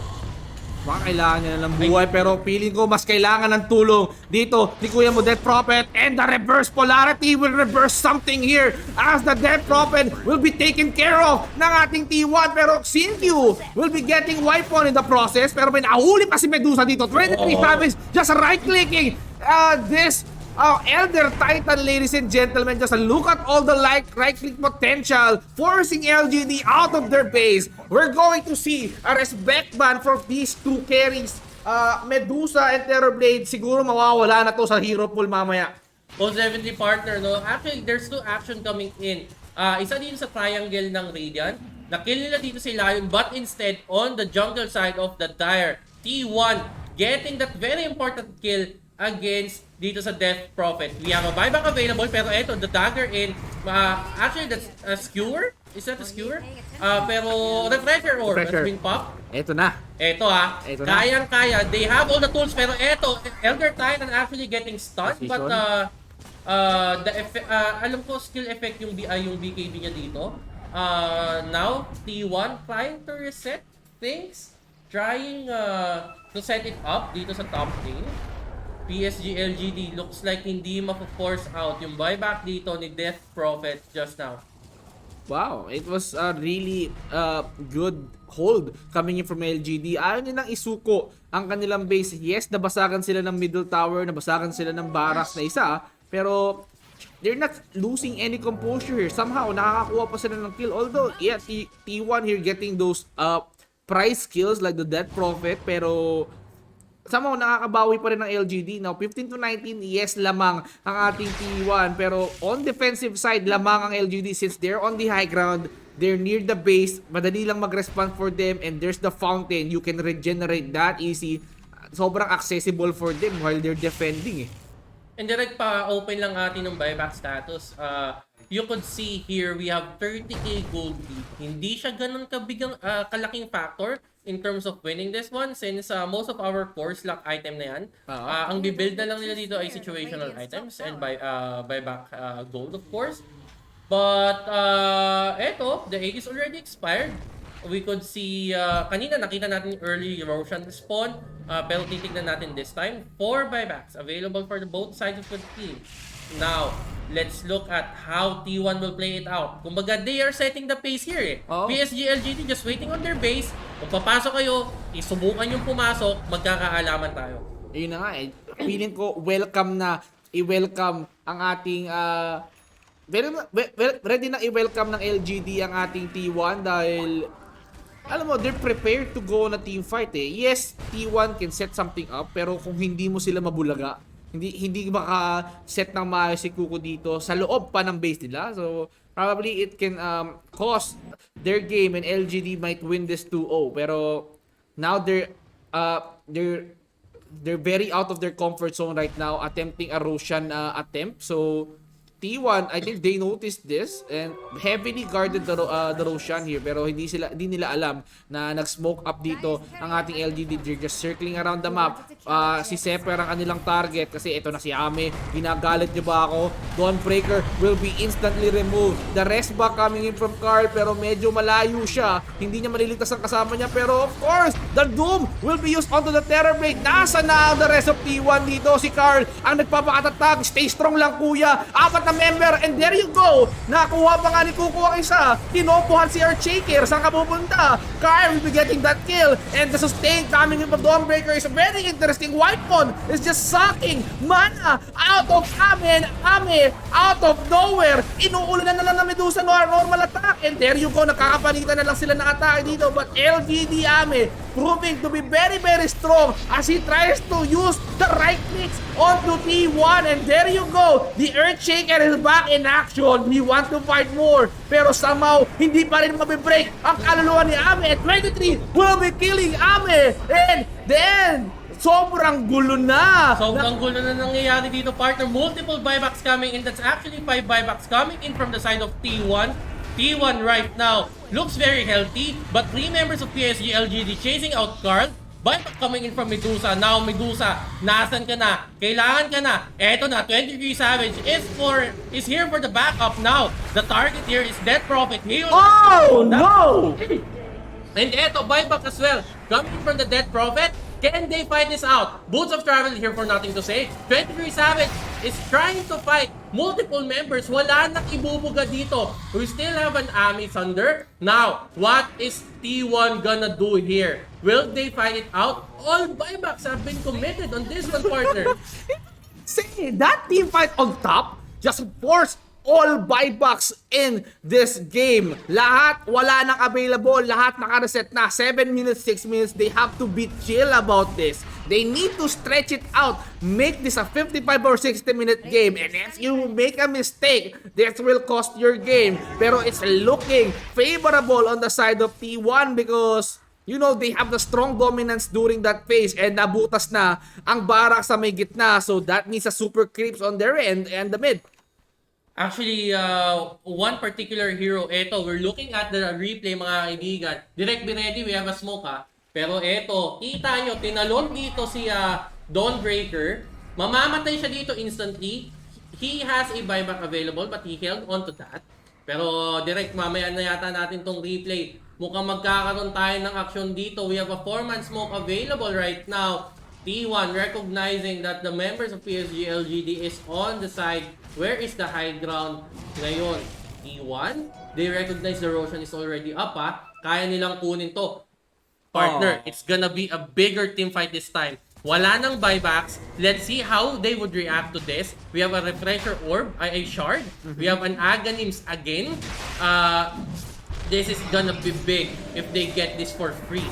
Yes, libreng-libre na nga. It's a free real estate for them as they take down the Roshan. Pero alam ng LGD since that echo stop coming in from the Elder Titan just gave them the information away at dumura na nga ng ating more timers kisses dito si Kuya Mo Snapper and the sustain coming in from Dawnbreaker. Huwag kayo mag-alala, nandito na ang Guardian Angel nyo and Sepper just sealing na din out of the Roshan pero hindi pa nila mamatay. Bumaganda na yung step to and there you go, 1, 2, 3 and the more timers kisses is not stopping yet and there you go, another TMS team fight as they are trying to eliminate and Tier 1 is trying to stay strong in this game. Unti-unti lang umatras ang ating LGD.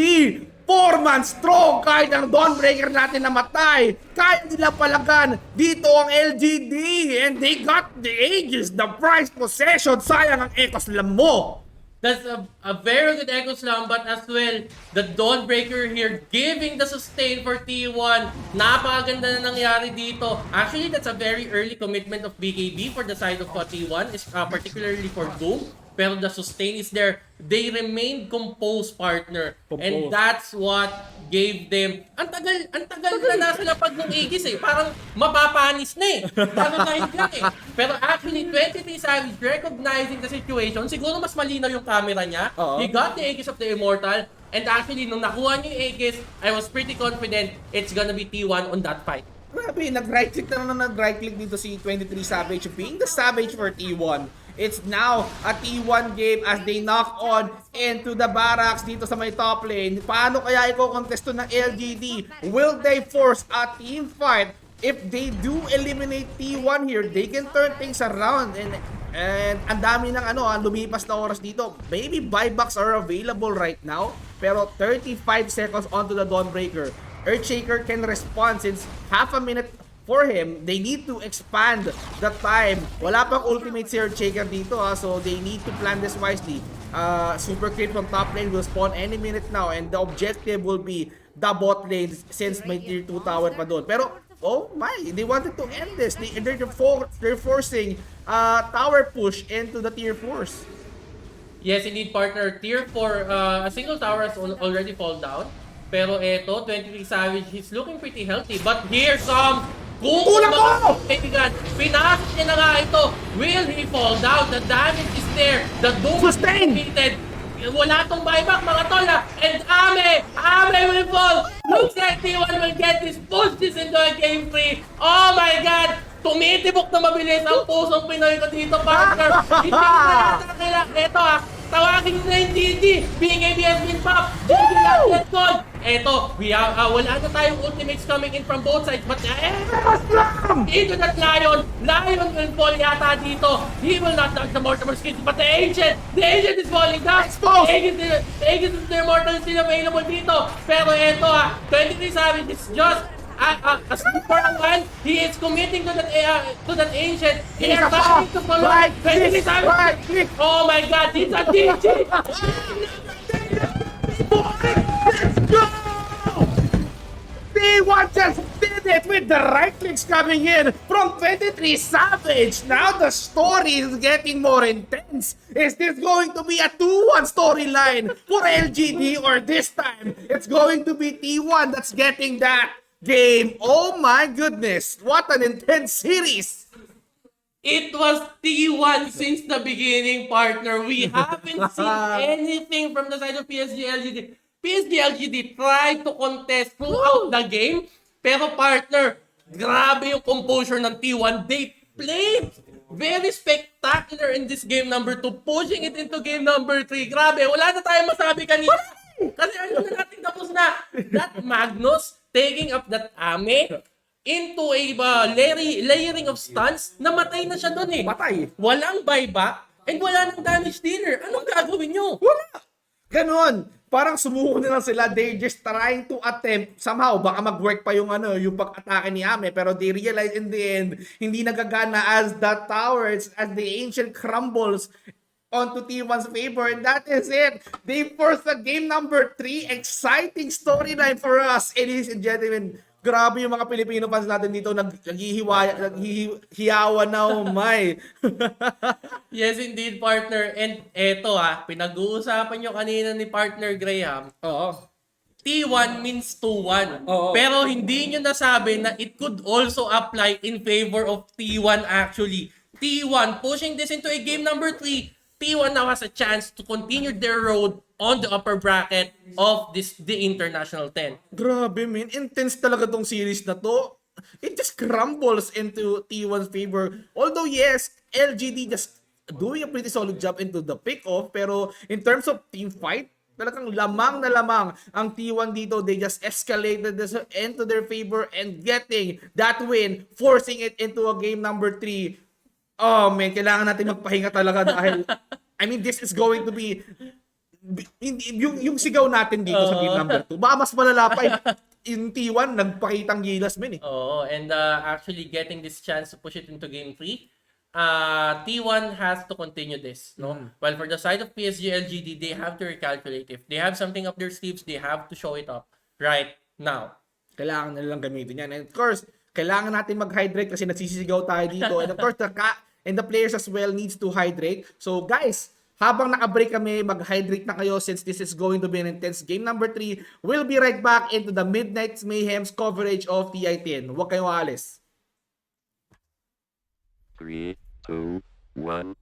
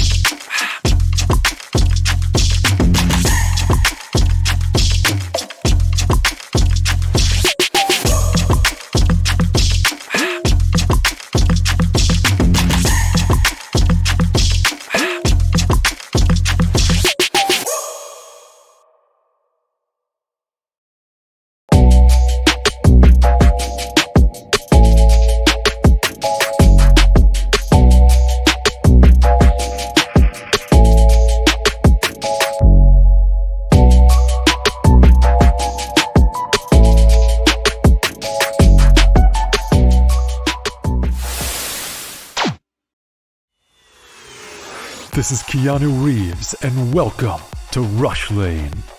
Rush Lane is a new intense multiplayer racing game where you can compete against real players to win real money. Set in the towering crime-filled metropolis of Hub City. Here, champions put their life on the line for glory, power, and riches in the ultimate death race, known as the Rush Lane. How does it work? Simple. Pay a small stake to jump into the next race. All the stakes go into the prize pool, so the more players, the more money there is to win. Once enough players join, the race is on. Races last just a couple of minutes and are fully automated. Rush Lane is driven by our unique physics-based randomness engine. Starting positions, track segments, and traps are all randomly generated, and we've tested over 10,000 races to ensure no player has any advantage over another. Cheer on your racer as they scream down the winding city streets and through mysterious alternate worlds filled with dangerous traps and pitfalls. The first player to cross the finish line wins the biggest share of the prize pool. But don't worry, the top few finishes are also in the mix to win. The exact number of winners will change depending on how many players were in the race. The more players, the more winners. Rush Lane is live 24 hours a day, 7 days a week, so you can jump into the action anytime you want. Good luck out there, racers. Only on Rivalry.com.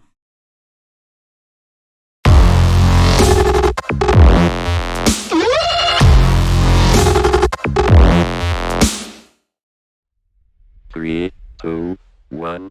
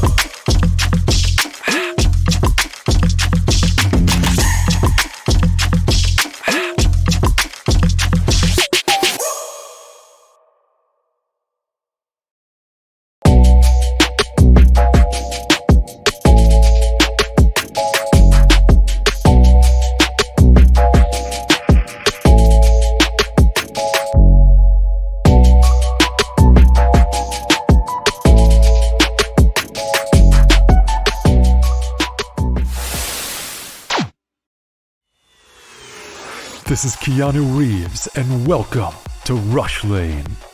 Rush Lane is a new intense multiplayer racing game where you can compete against real players to win real money.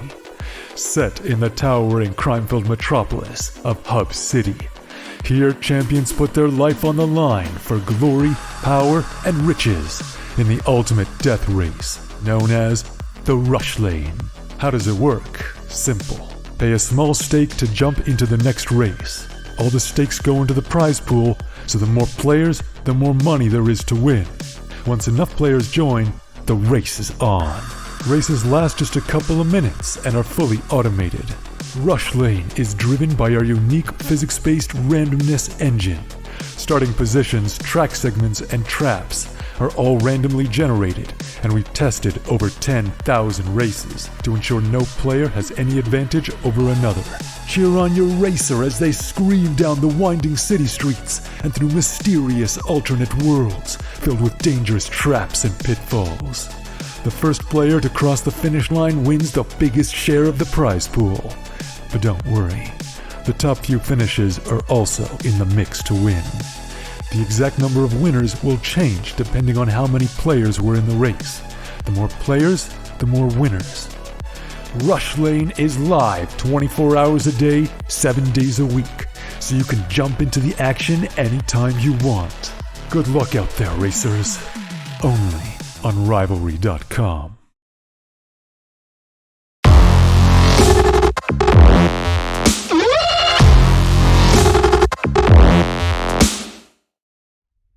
Three, two, one.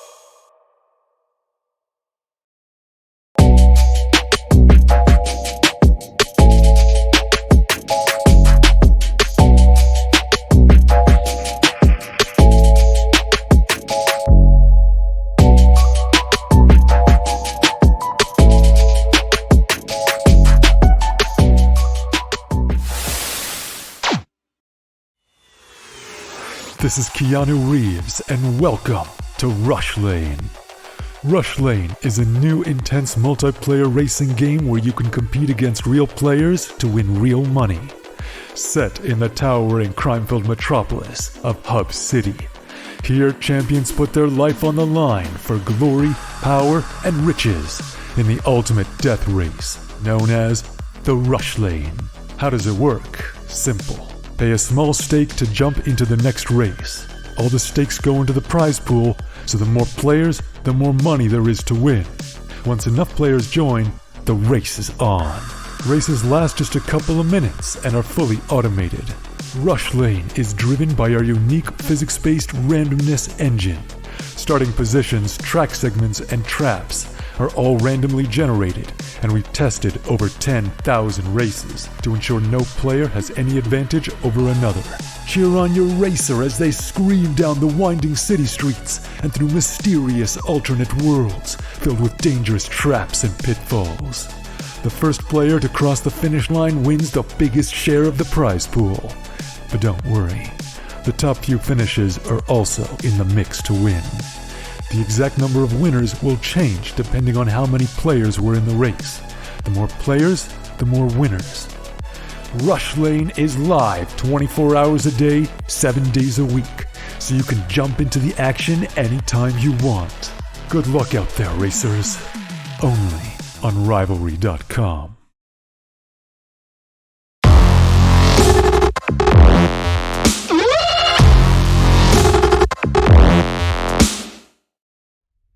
Three, two, one.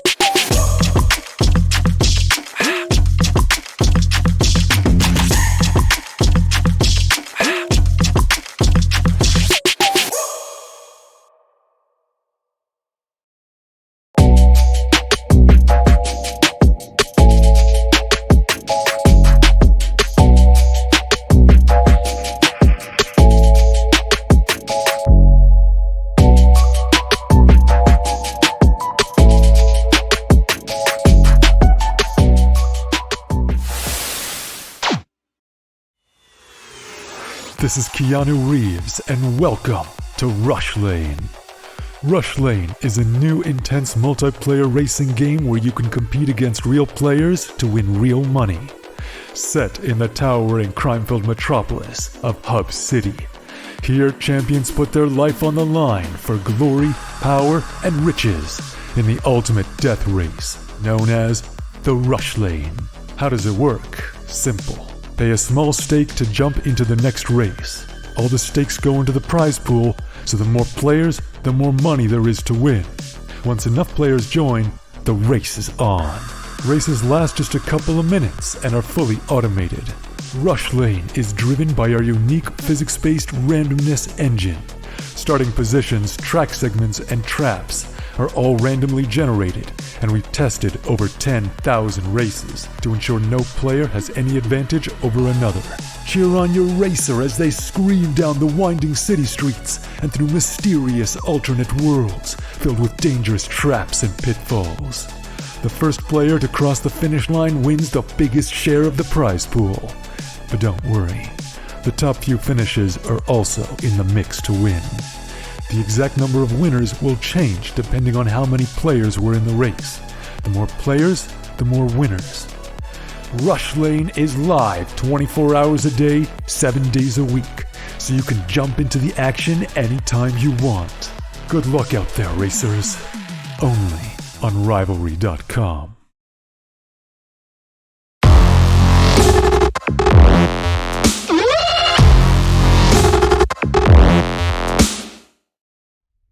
Three, two, one.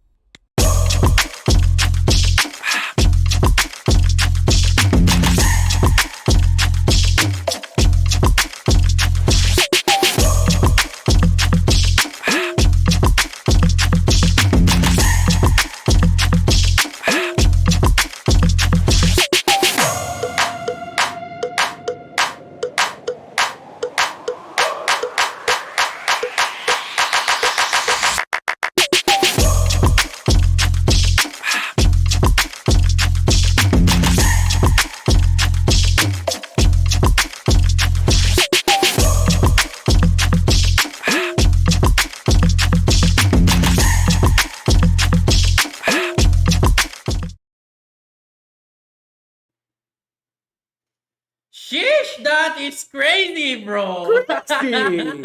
Grabe yung series na yun, pare. It blew our minds away. We didn't expect to see that right-clicking Medusa. 23 Savage just done it. And just like that, nandito na tayo ngayon sa game number 3 of T1 and LGD. Now the storyline here is, if T1 manages to win this, it will be an upset to LGD right here on the international. And who knows, di ba? T1 has that chance to you upset LGD, the everyone's crowd favorite talaga indeed. Yes, a very huge upset indeed. Tulad yan, pinag-uusapan natin offline kanina, partner, along with the 5 Graham. seconds. Talagang hindi one of the most eh.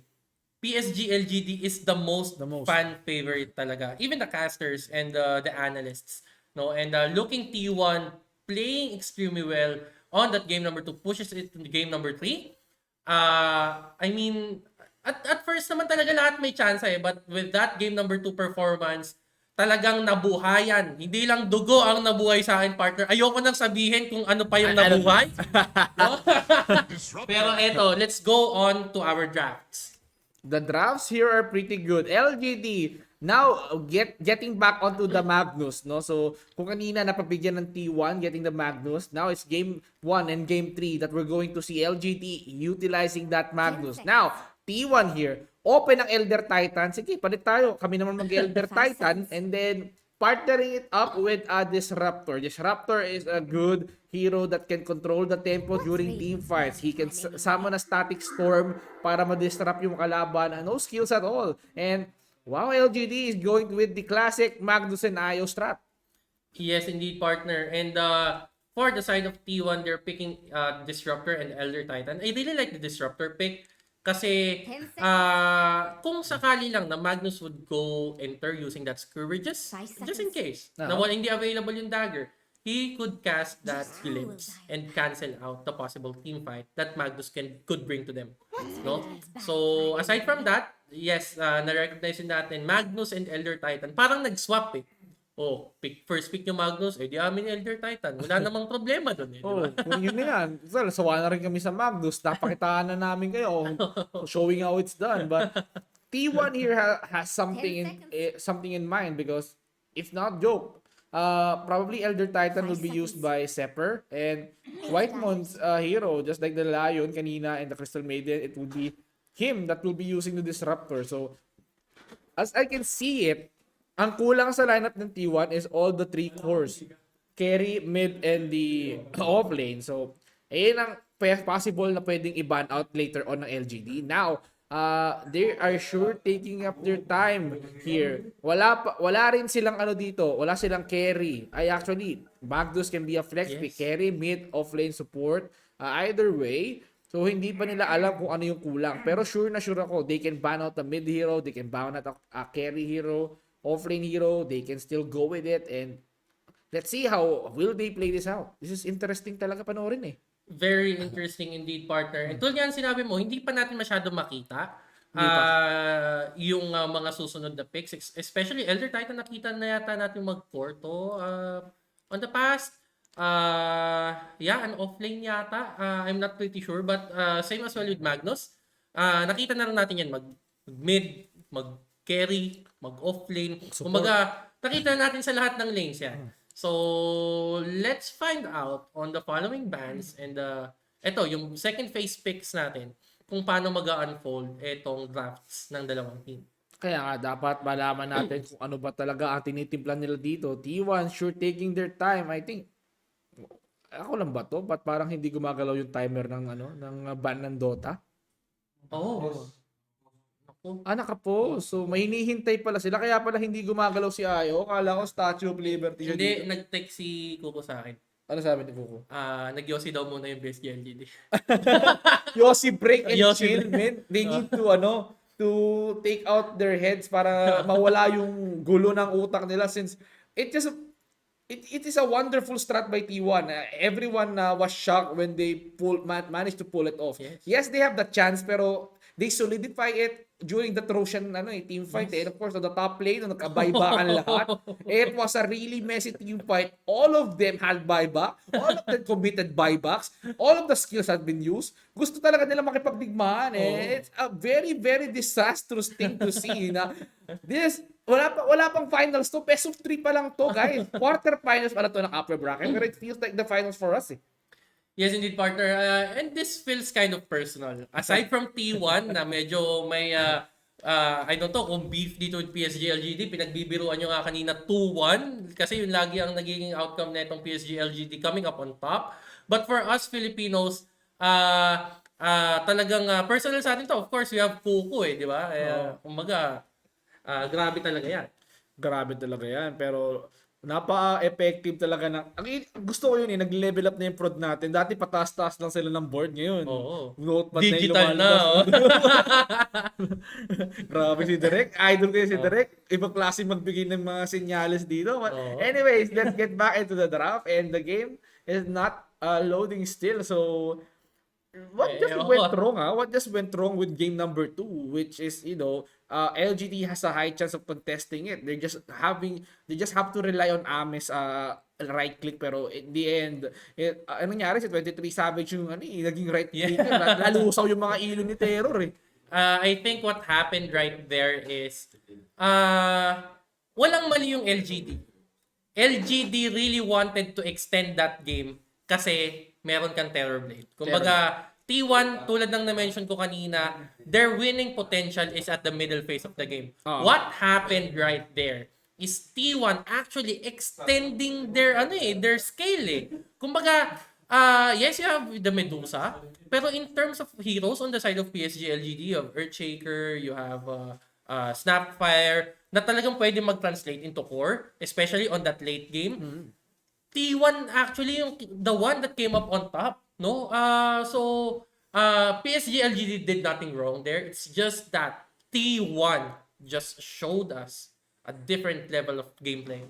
Different level of gameplay indeed, because feeling ko these boys are prepared to win the ages right now, since hindi na to yung mga major tournaments for DPC points eh. Wala na silang pakialam sa Animajor, wala na silang pakialam sa mga ESLs and stuff.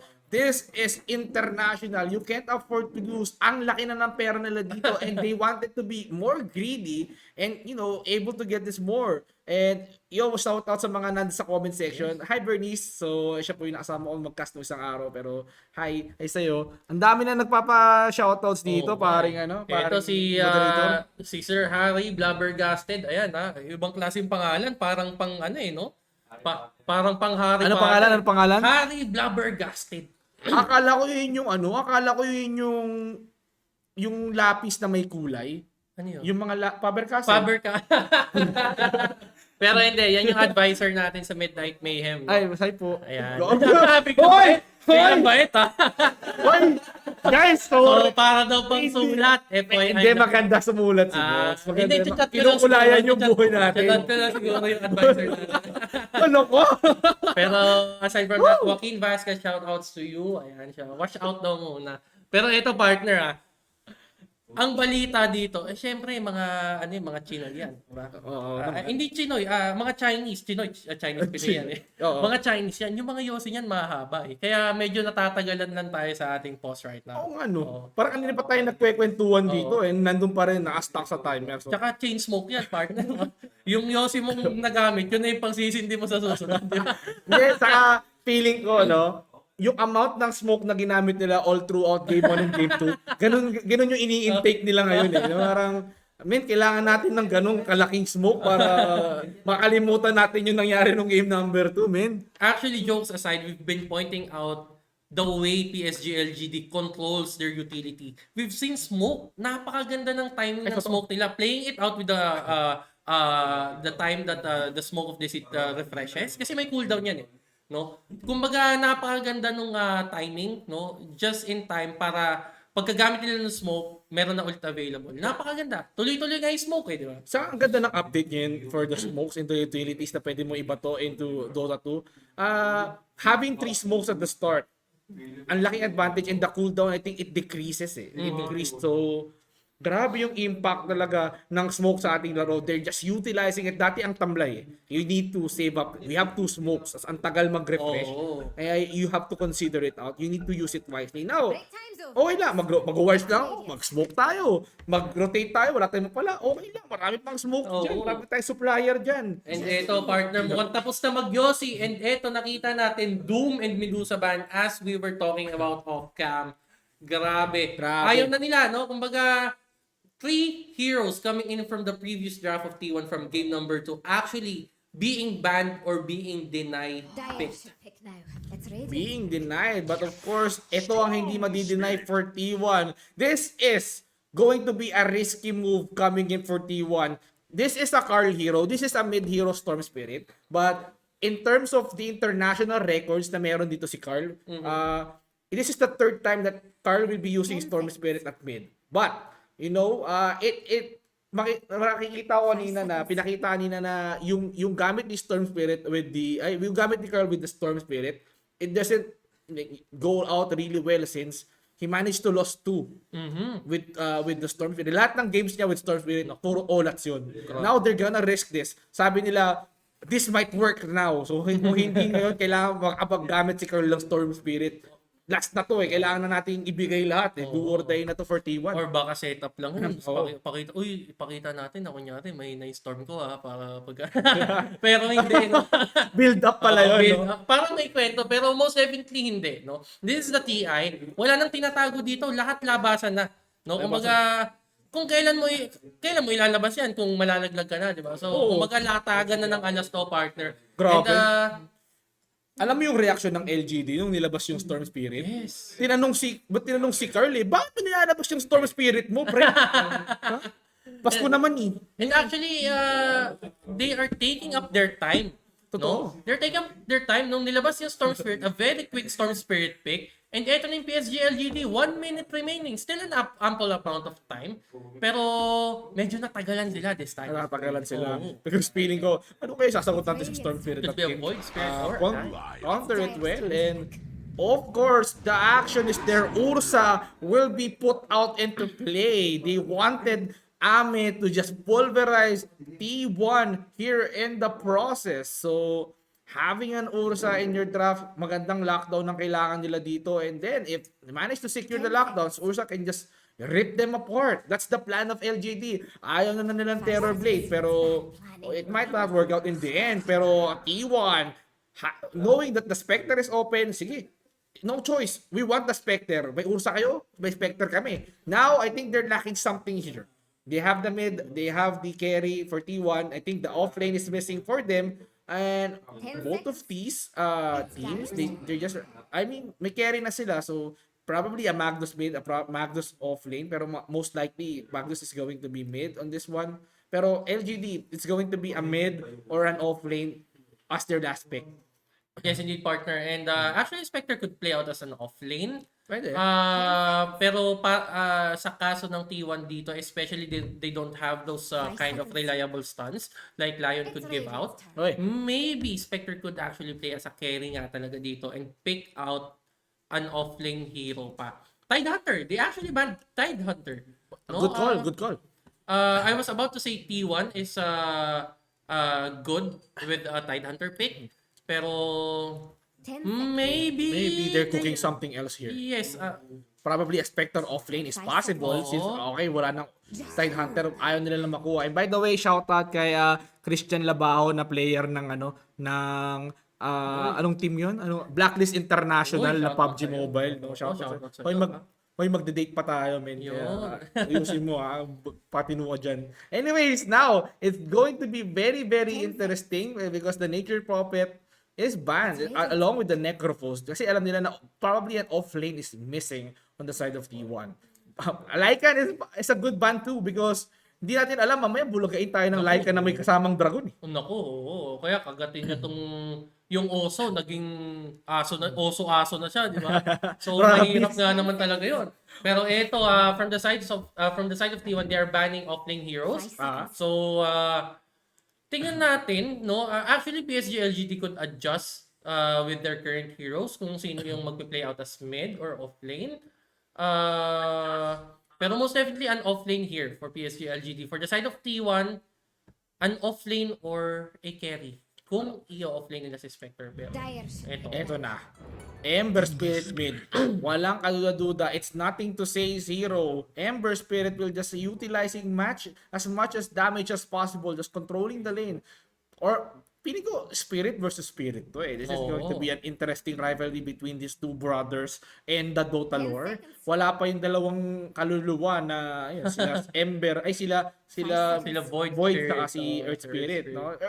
Earth Spirit, hindi na tayo masyado nakakita ng Earth Spirit ngayon since ewan ko, ba't parang ayaw nyo na sa Actually, kanya? it's like Elder Titan took his place. Kasi ang ganda ng setup ni Elder Titan, no? Pero looking at this, T1 needs some kind of reliable stun. Ang stun lang nila dito is an echo stomp. It's a hit or miss. So si Elder Titan is one of the type of heroes na hindi naman yan pang entrada eh. Hindi. Kapag nagkakagulo na, kumbaga tsaka lang siya tatalon dito parang American football eh. Pag nagkakapatungan na makikipatong pa siya eh, di ba?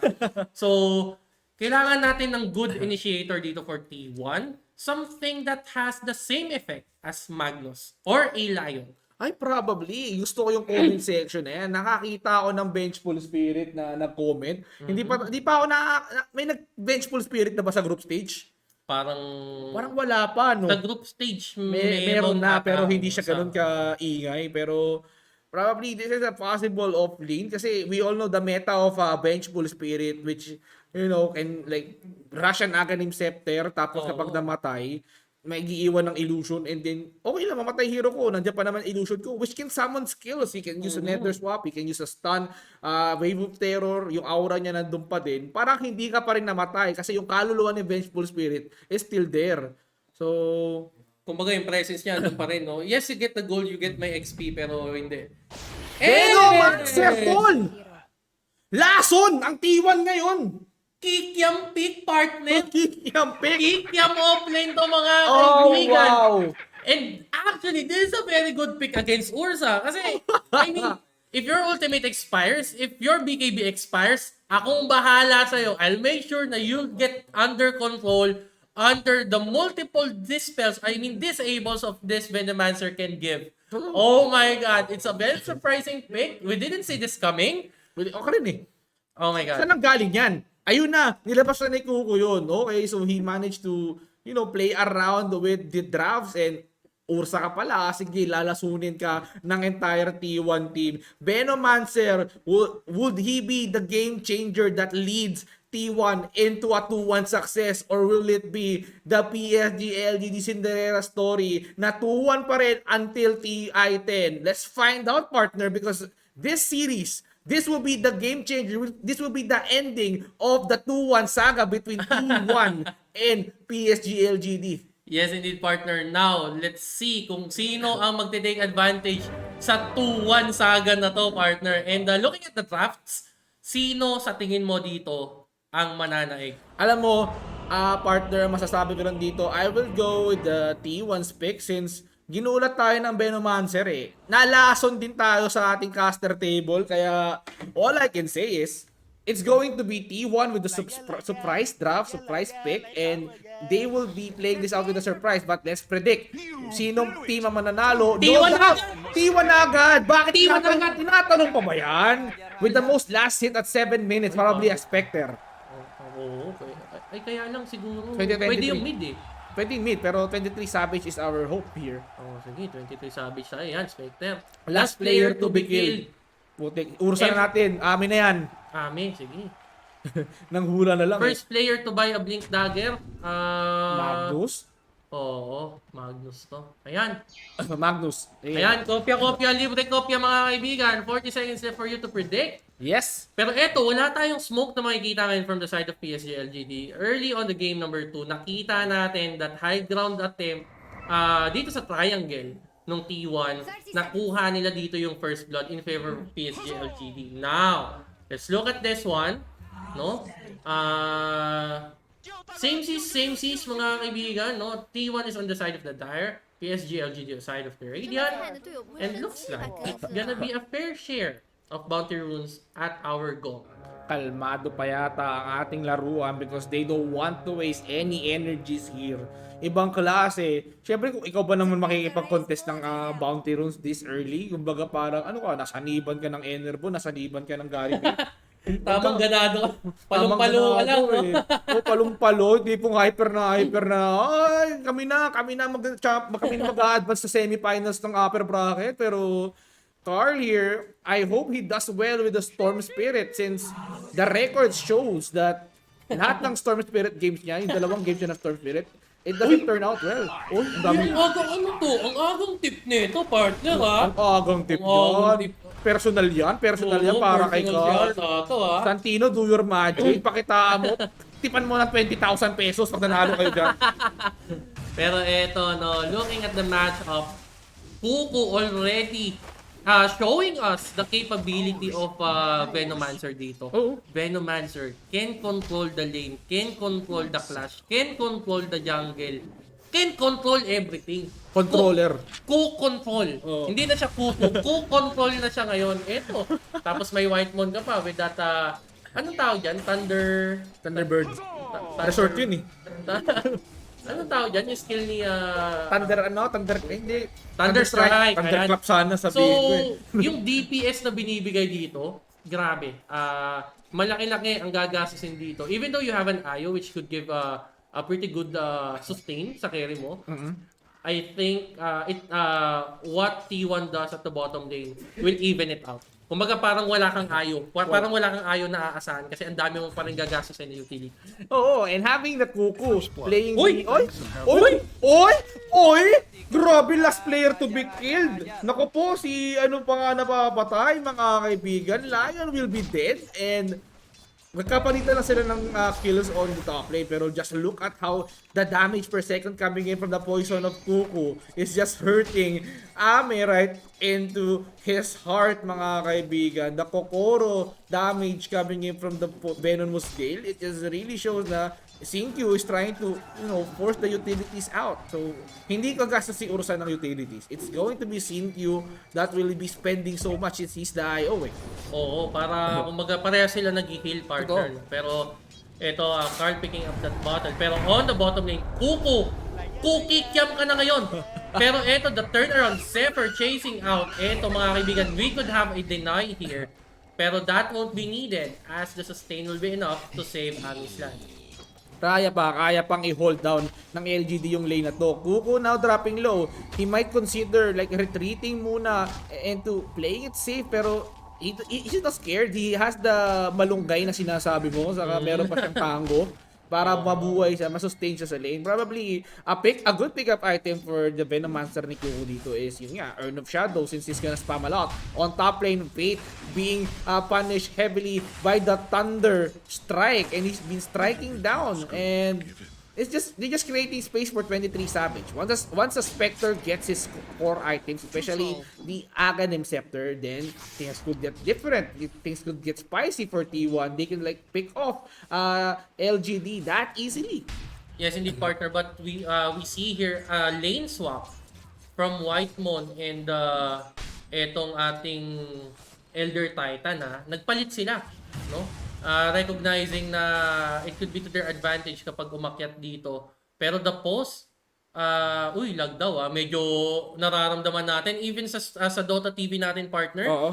we have mataas yung packet loss natin dito and yung ping natin medyo mataas din Pero let's give a wonderful experience para sa ating mga viewers. Ayan. Oo naman, napaka-wonderful talaga.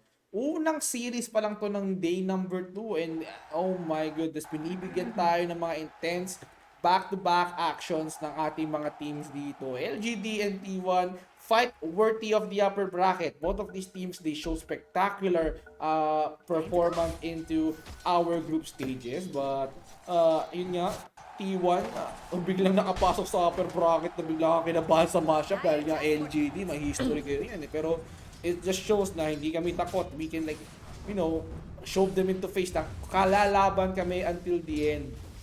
Yes, partner. And actually, a pretty good setup here for T1. Kasi nung first day ng group stages, talo sila sa dalawang best of 2 series. Then the rest of that, puro panalo na. Kumbaga, they already gained that momentum to drive them ahead dito sa ating main stages.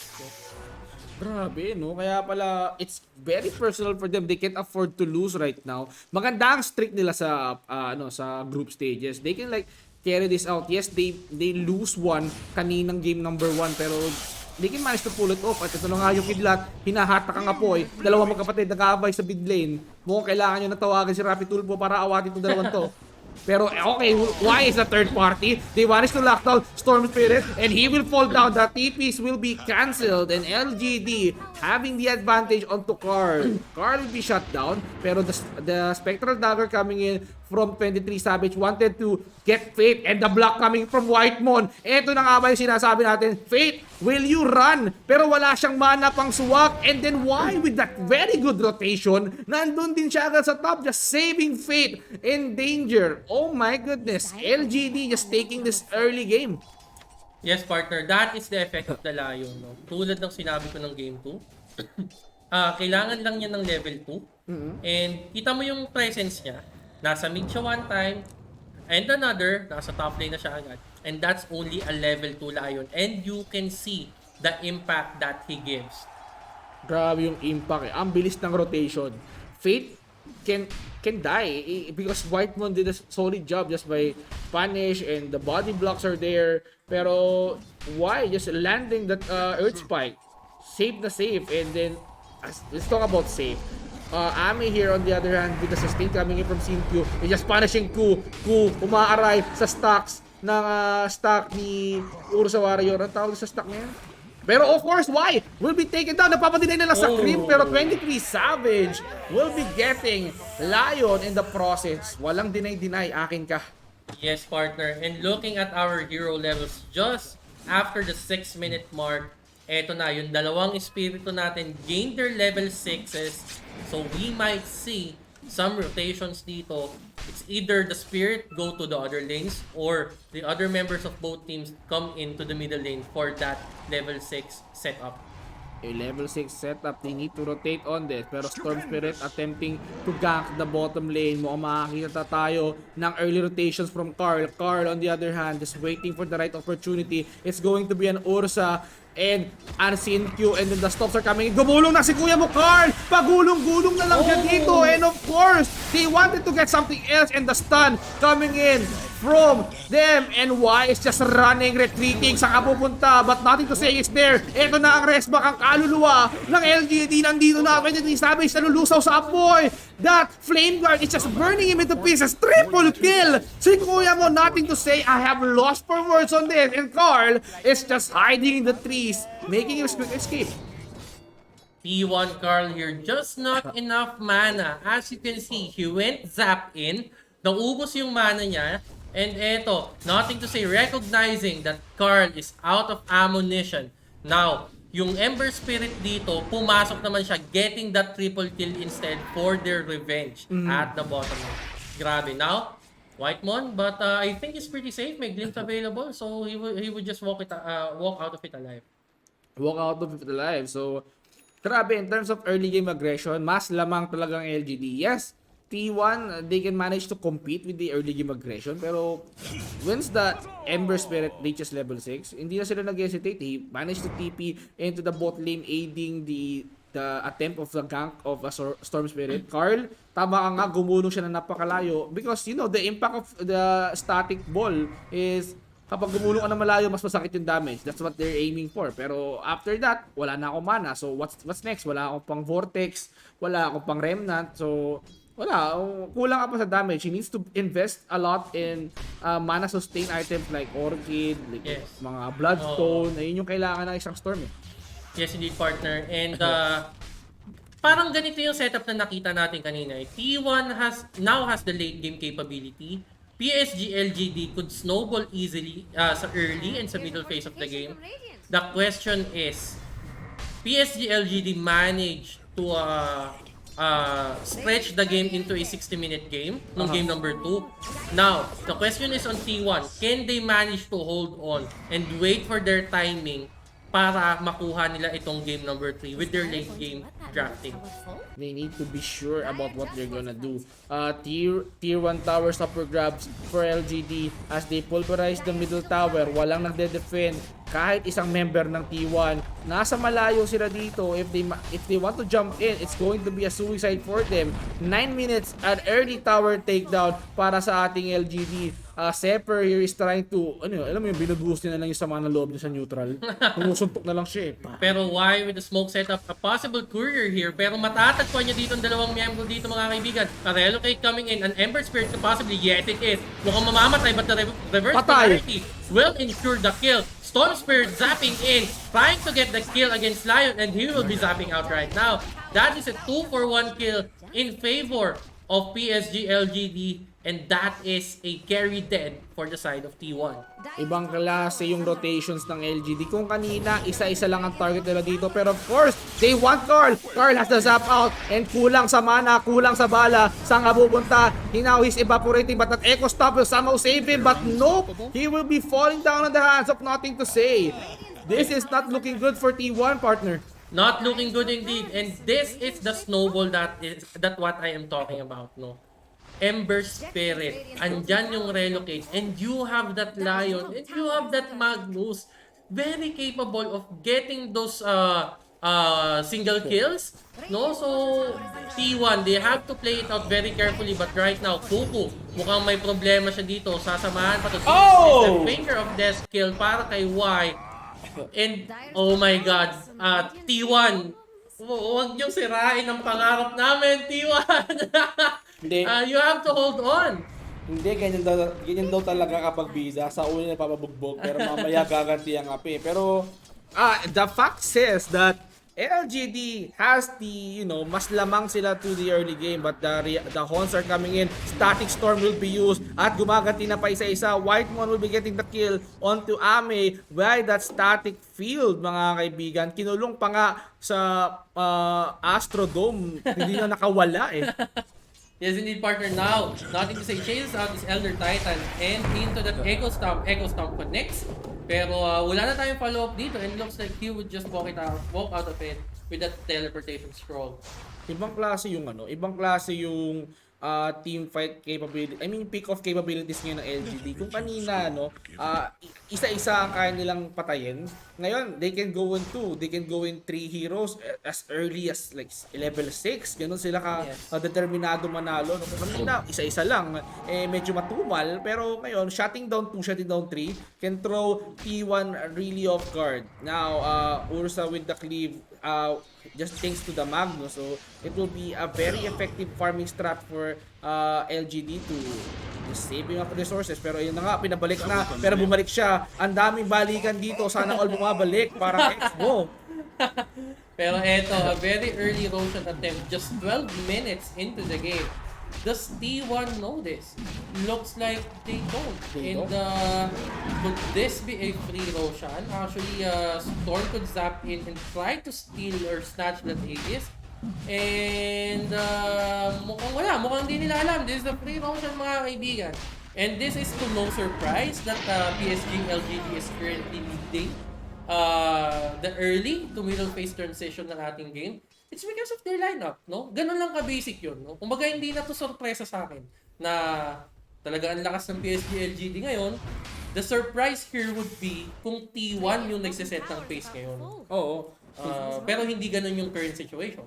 Hindi, parang nangyari is they became confident once they reached the certain levels, no? Especially this Ember Spirit, nag-rotate na siya without any hesitation at all. And these heroes on the draft of LGD, it's really good kasi it just contemplates to any hero given. Kunwari, si Ayo, he can help aid the Lion. I mean, he can help aid the Ursa by boosting his attack speed and sustain. He can help aid, and support this Ember Spirit para mas lalong lumakas.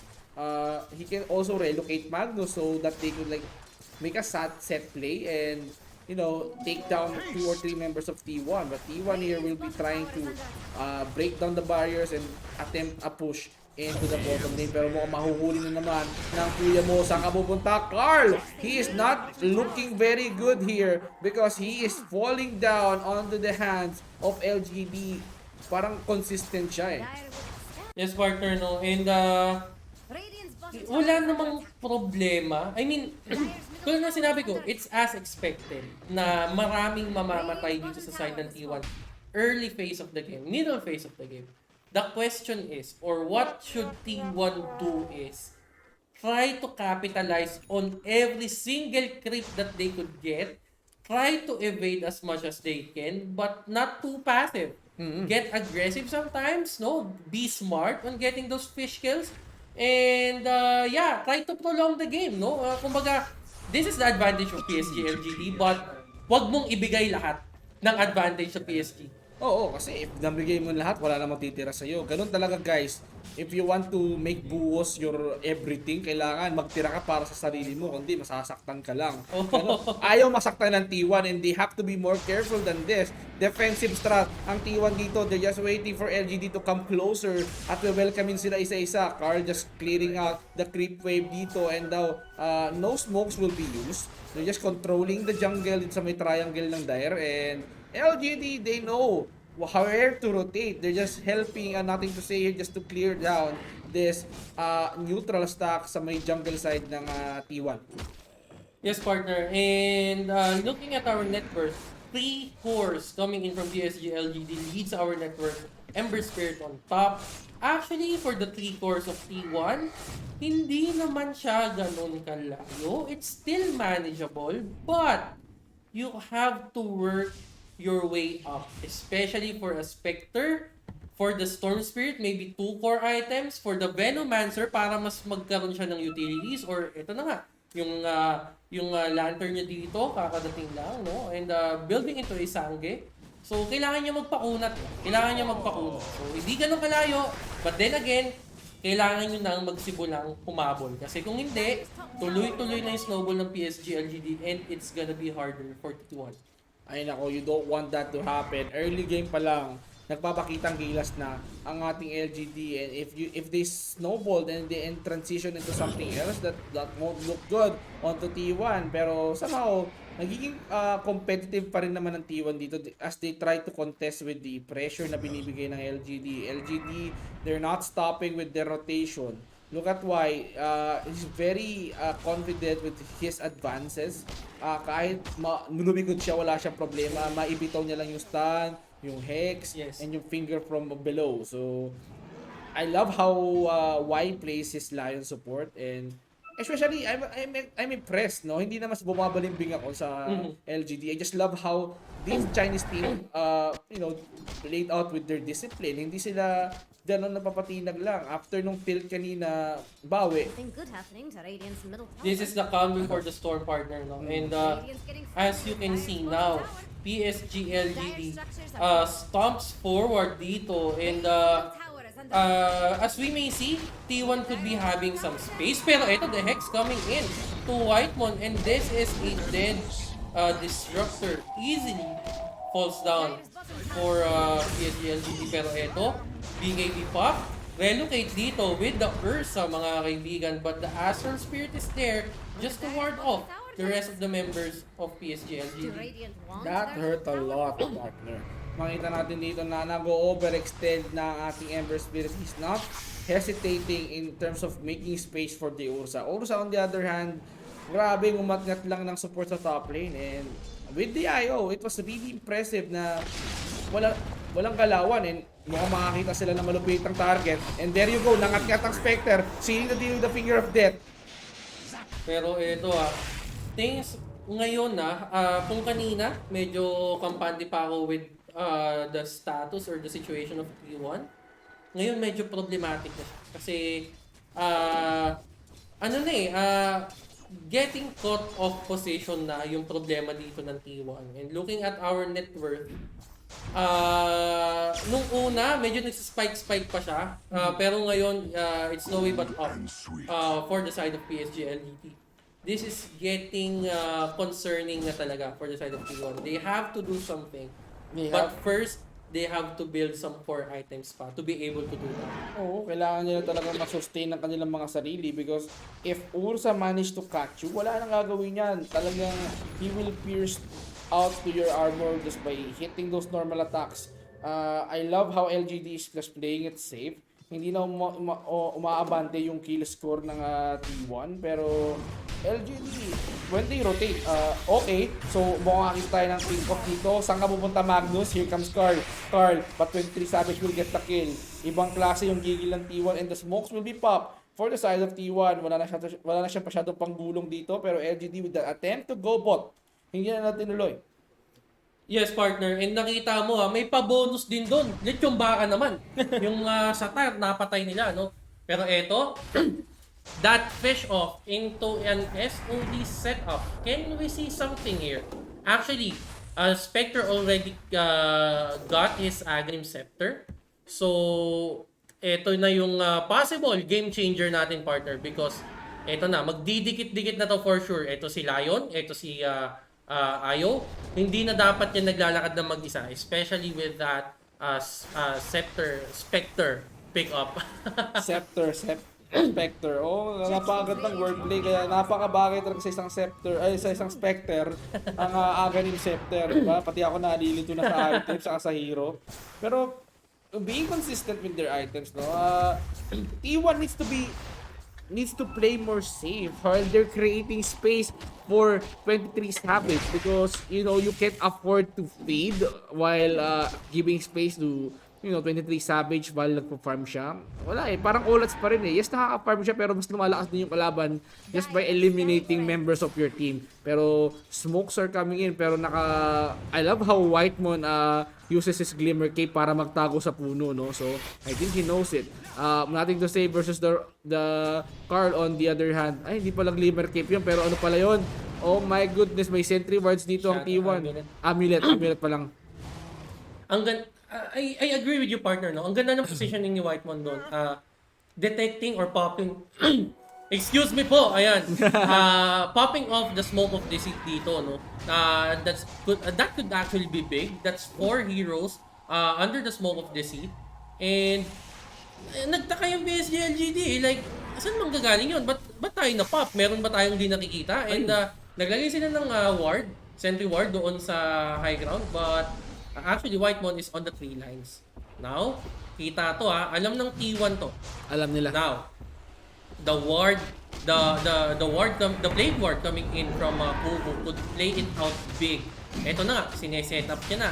Hindi mo pwedeng i-disregard yan kasi that could slow you down And the astral spirit, no? Kumbaga libreng libreng vision yan, libreng disruption yan sa mga kalaban. Pugo playing smart. He has the Halbert now para makontra sa Ursa, pero of course that Echo Stomp will be putting Ursa and the rest of the PSG LGD to sleep, pero hinataw siya ng latigo dito. Ame with the fake grenade. Nako po, kapag nag-stack yung damage niya at ibinato sa'yo yung granada, mararamdaman mo yung sakit. Ahapde! And the reverse polarity! And to Carl! Sa isang player dito, ensuring that kill, shutting down the mid of T1. Sino susunod ang target dito? It's going to be Kuko, pero they will not continue that onslaught as they will be continuing getting the Roshan into the 22 minutes in the game. T1, this is now looking good. It's another 2-1 for them if they manage to lose this. Yes, partner, pero eto na nga, makukuha na yung Aegis of the Immortal. And ilang beses na natin nakita yun ilang beses na natin nakita yun na kung sobrang tagal mo na dyan sa high ground setup mo, waiting for that Roshan to snatch that Aegis or to contest that Roshan. Usually, the Radiant side plays out the smoke, rotates into that parang middle ground, no? Aakit siya doon, papunta doon sa outpost, then makukot off guard yung nandun sa mga nasa outpost. And that is what happened dito for the side of T1. Picking off that Storm Spirit, thus the free Aegis of the Immortal. Grabe yung mga item pickups natin dito, no?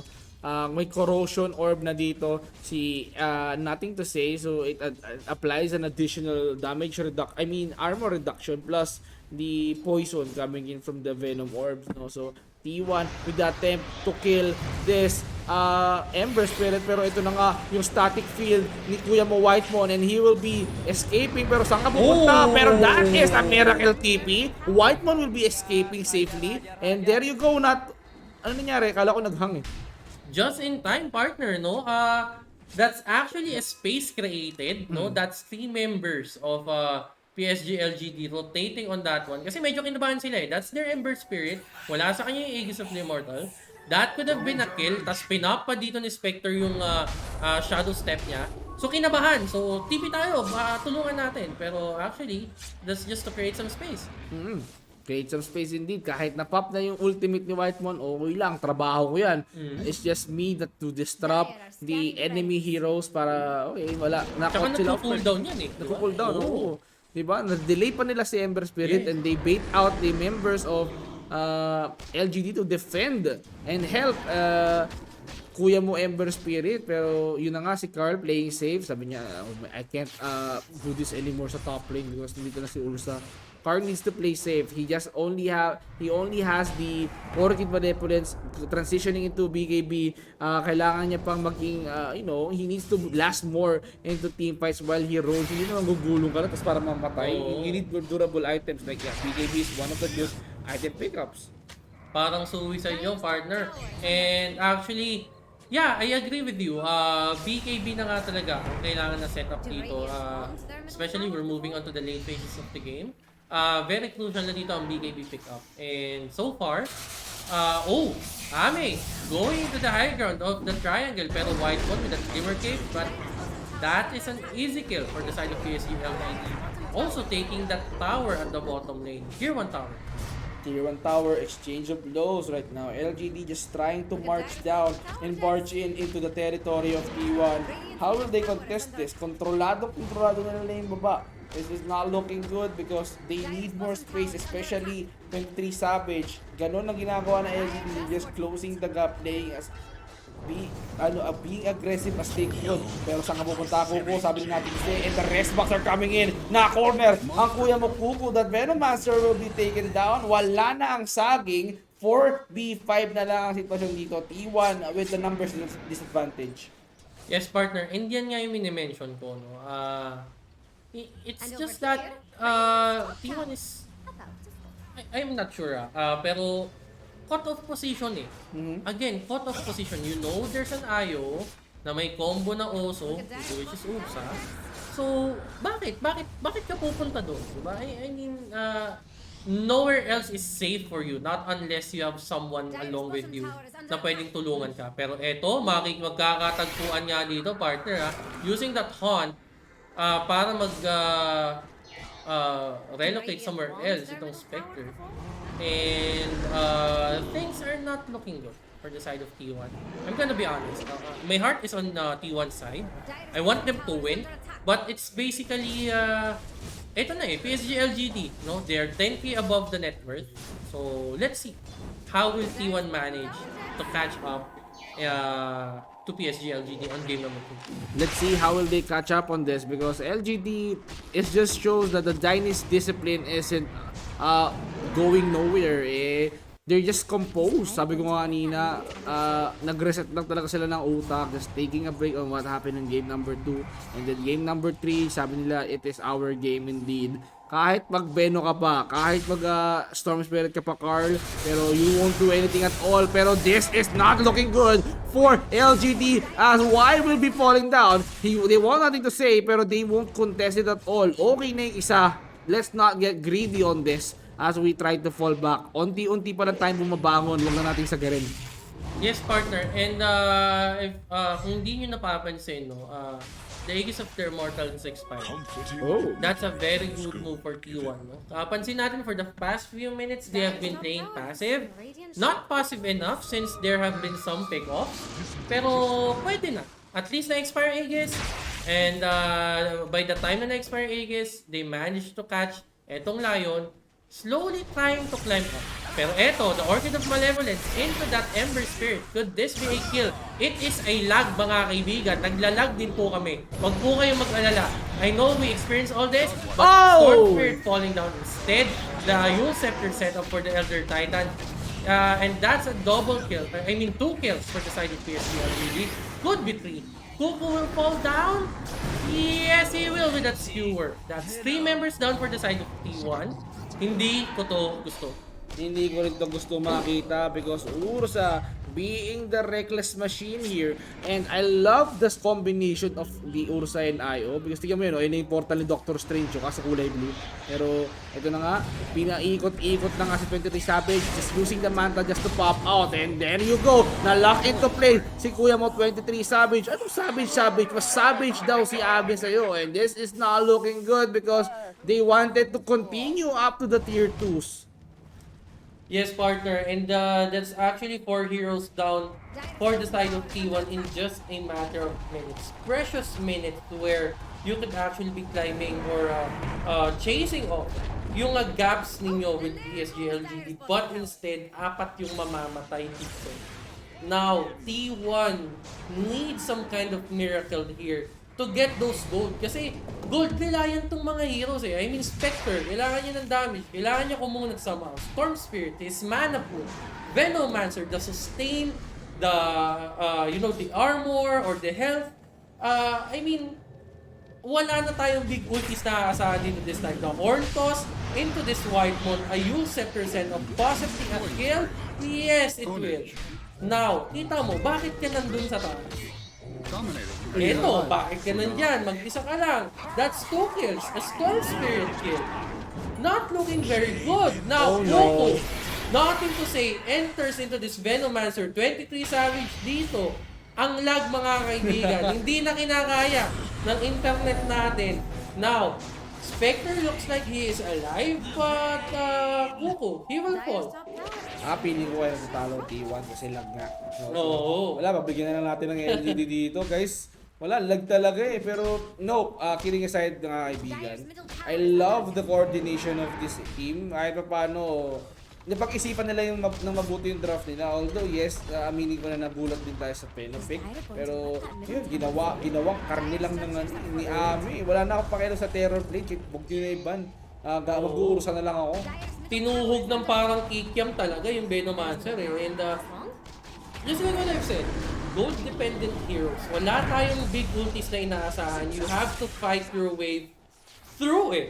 Kasi, I mean, it's a Spectre, right-clicking hero, Storm Spirit, a mana-dependent hero, Venomancer na talagang mangulit lang magagawa niya sa loob eh. So, T1 needs to do something right now. Kung hindi pa nila magagawa ng paraan to, 21 minutes into the game, 31 minutes into the game, maybe on the next 5 minutes, 10 minutes, we could see this ending for T1 and probably going down to the lower brackets. Probably going down to the lower brackets indeed. Now, the third Roshan of the game. The smokes are coming in for T1 pero the Shadow Step will be used. Let's see kung anong gagawin ng T1 dito. Nakikiramdam na sila dito pero it won't be a problem as the Spectre will be using the nag-hunt ba siya? Hindi siya nag-hunt, nag-single target hunt lang siya para ma-distract pero yun nga, medyo nagkapisiur sa inat niya pero he doesn't even care since kaya naman niya bawiin yun. At ito na nga, si Spectre na biktima dito! Saan nga pupunta? 23 Savage being cornered just like that by LGD. T1! What just happened there? What goes wrong into their drafts? Hindi ko rin alam, partner, no? Actually, aside from the draft, it's just the way they play. Dito sa ating game number 3, no?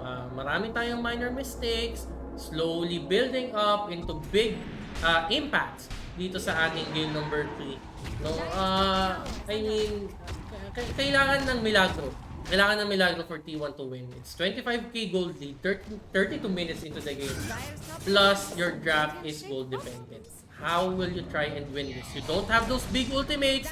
Wala na kayong RP. Wala na kayong finger of death. I mean, it's not like the situation in game number 2. Tapos wala pang reliable stun. So, kailangan galingan ng T1 in their clashes. Ayun, bawasan nila yung mistakes. Kailangan nilang bawasan yung mistakes and then avoid getting close into the heroes of LGD as much as possible. Stay out of their sight because wala eh, auto right click lang talaga si Ami if they manage to see you. And White Moon here farming beyond expectation, beyond the barriers. Doon siya sa jungle ng LGD nagpa-farm because it's much safer since nakafocus ang LGD sa base namin. Nandito doon kami sa baba para fix lang. Oo, and looking at it, Spectre here only has 14k net worth, only on par Oy! with Magnus. Pero the Lion pick off, yun sana yung ine-expect natin kanina. Yun yung hinahanap natin na dapat mas dinalasan nila. Pero eto, mukhang makikita siguro, but the force staff actually saving him from the Ursa and Magus combination. The Ember Spirit coming in, Storm Spirit zapping out on this one. The Yule Scepter here, Zephyr being eaten alive here by Ame, mga kaibigan. Oh, yan na yung Uy, ano. relocate to Yan na yung ano, yung ang tawag dito, Doctor Strange na teleportation. Pero it's looking one-sided now because how can you stop the offense of LGD? The Ame, nagigil. Tamang tinitira niya na lang yung tower dito. Breaking into their defense. Now horn toss. And there you go. Ginawang saging banana Q si Kuya Moku. Banana Kuko mga kaibigan. There you go. Ito na gumulong na. Anong ginagawa doon ni Carly? Just making it, just making it possible for him to stay safe. He's just teleporting and maybe attempting a roll again. Pero wala sobrang lakas talaga ni Ame. Hindi mo siya madadaan sa mga pagulong-gulong mo. Kahit paikutin mo ang ulo niya. Ayun na nga, they wanted to hold it. And of course, the RP role player siya indeed. Nahuli siya dito. 23 Savage is there.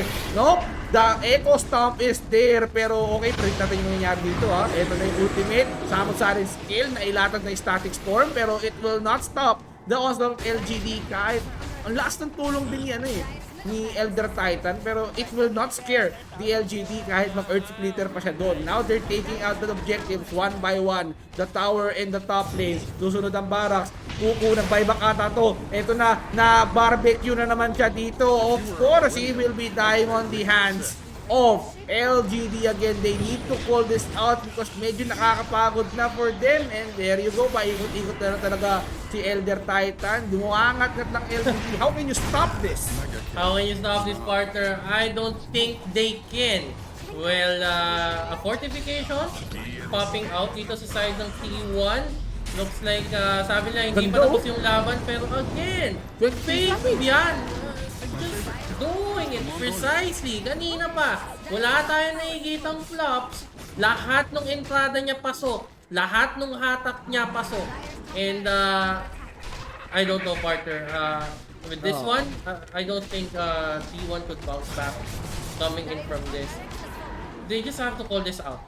PSG LGD, would they try to farm pa? I don't think so. Yes, they will go for the mega creep at them. Grabe to. It's just too much. It's just too much for T1 on this game number 3. They could have, on the drafting pa lang, they could have something na could be on par, pero Stormspirit with the BKB slap into that ayaw mga kaibigan. Pero ito, the network is just catching up to us. And a buyback coming in, but I think this is it, partner. Yes it is. Wala ka nang gagawin doon Nagpapalakpakan sa studio partner yung mga sumugal sa LG. Napakasaya. Pero of course, yung mga bumoto sa T1 mga kaibigan, medyo malungkot. Tama tayo sa, at least tama tayo sa sa fate na Bing Dagger, no? So, it's good actually, pero what a sad run for T1. Yes, they hyped us up on game number 2, pero LGD they just showed us how it's done. They just need the level. Nothing to say. Just started rotating Sin-Q, aiding Ame onto the safe lane. Ang nagpatuloy to hanggang dulo The network, it's undeniably there. Going 50k network lead. Wala na magagawa ang T1 doon. Hard stuck na yung score nila sa 9. Yes, partner. And actually looking at this, it's just PSG LGD. Playing it out very well with their Lion pick. Initially, nakita natin yung early level rotations dito ni Y. Nakakita tayo ng level 2 rotation coming in from Lion. Si Shinkyu with that Ayo, once he got that level 6, nakita na natin, sinasama niya na si Ember, a little while, si Ursa na yung kasama niya. Napakaganda. And of course, Faith Bian, I think he's one of, if not, he's the MVP talaga on this one. Deserve.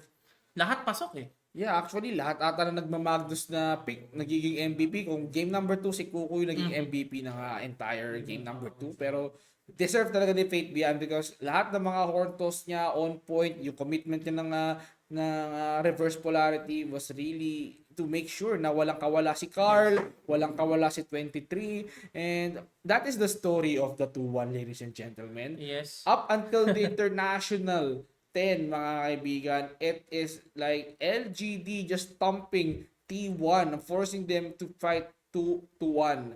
Well fought pa rin para sa T1 Yes, since they yes, just of course. gave us a heck of a match kanina. Pero okay lang, bawal na lang sa lower bracket. Yes. And sino ba makakalaban nila dun? Sino makakalaban nila dito direct? Quincy Crew ba?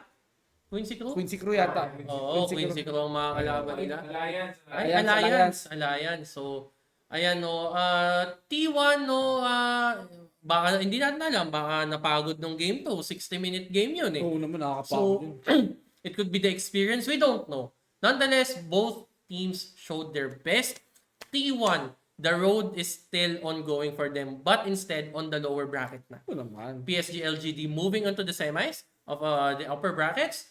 And may mga susunod pa tayo, partner, pero bago tayo pumunta doon at bago tayo mag-break, pasalamatan muna natin, of course, ang rivalry. At kung hindi pa sila naka-register, partner, ano bang gagawin nila? Mag-register na sa rivalry. And of course, hindi pa tapos ang mga matches natin for today. Natapos ang ating first series, that PSG taking the win. Pero meron pa tayong tatlong series. Isa sa upper, dalawa sa lower. Mag-register na kayo para yun, humabol pa kayo sa bet. And ano yung code natin for TI10? For TI10, the promo code is TI10. But when you register to rivalry.com/MMPH, you will get 100% bonus on your initial deposit, partner. Ay, sarap. Di ba? 100% yun. Tapos yung sa TI10, 300%.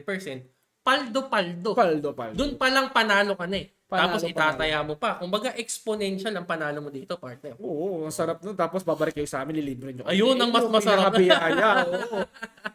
Grabe. Pero ayun na nga, what a series. Grabe. A turnaround of emotions talaga. Up and down. Kumbaga, we've been hyped, we've been sad multiple times in this series. But then again, this is the story of 2-1, T1 against PSG LGD coming up on top. And we will be back in just a short while. 3, 2, 1.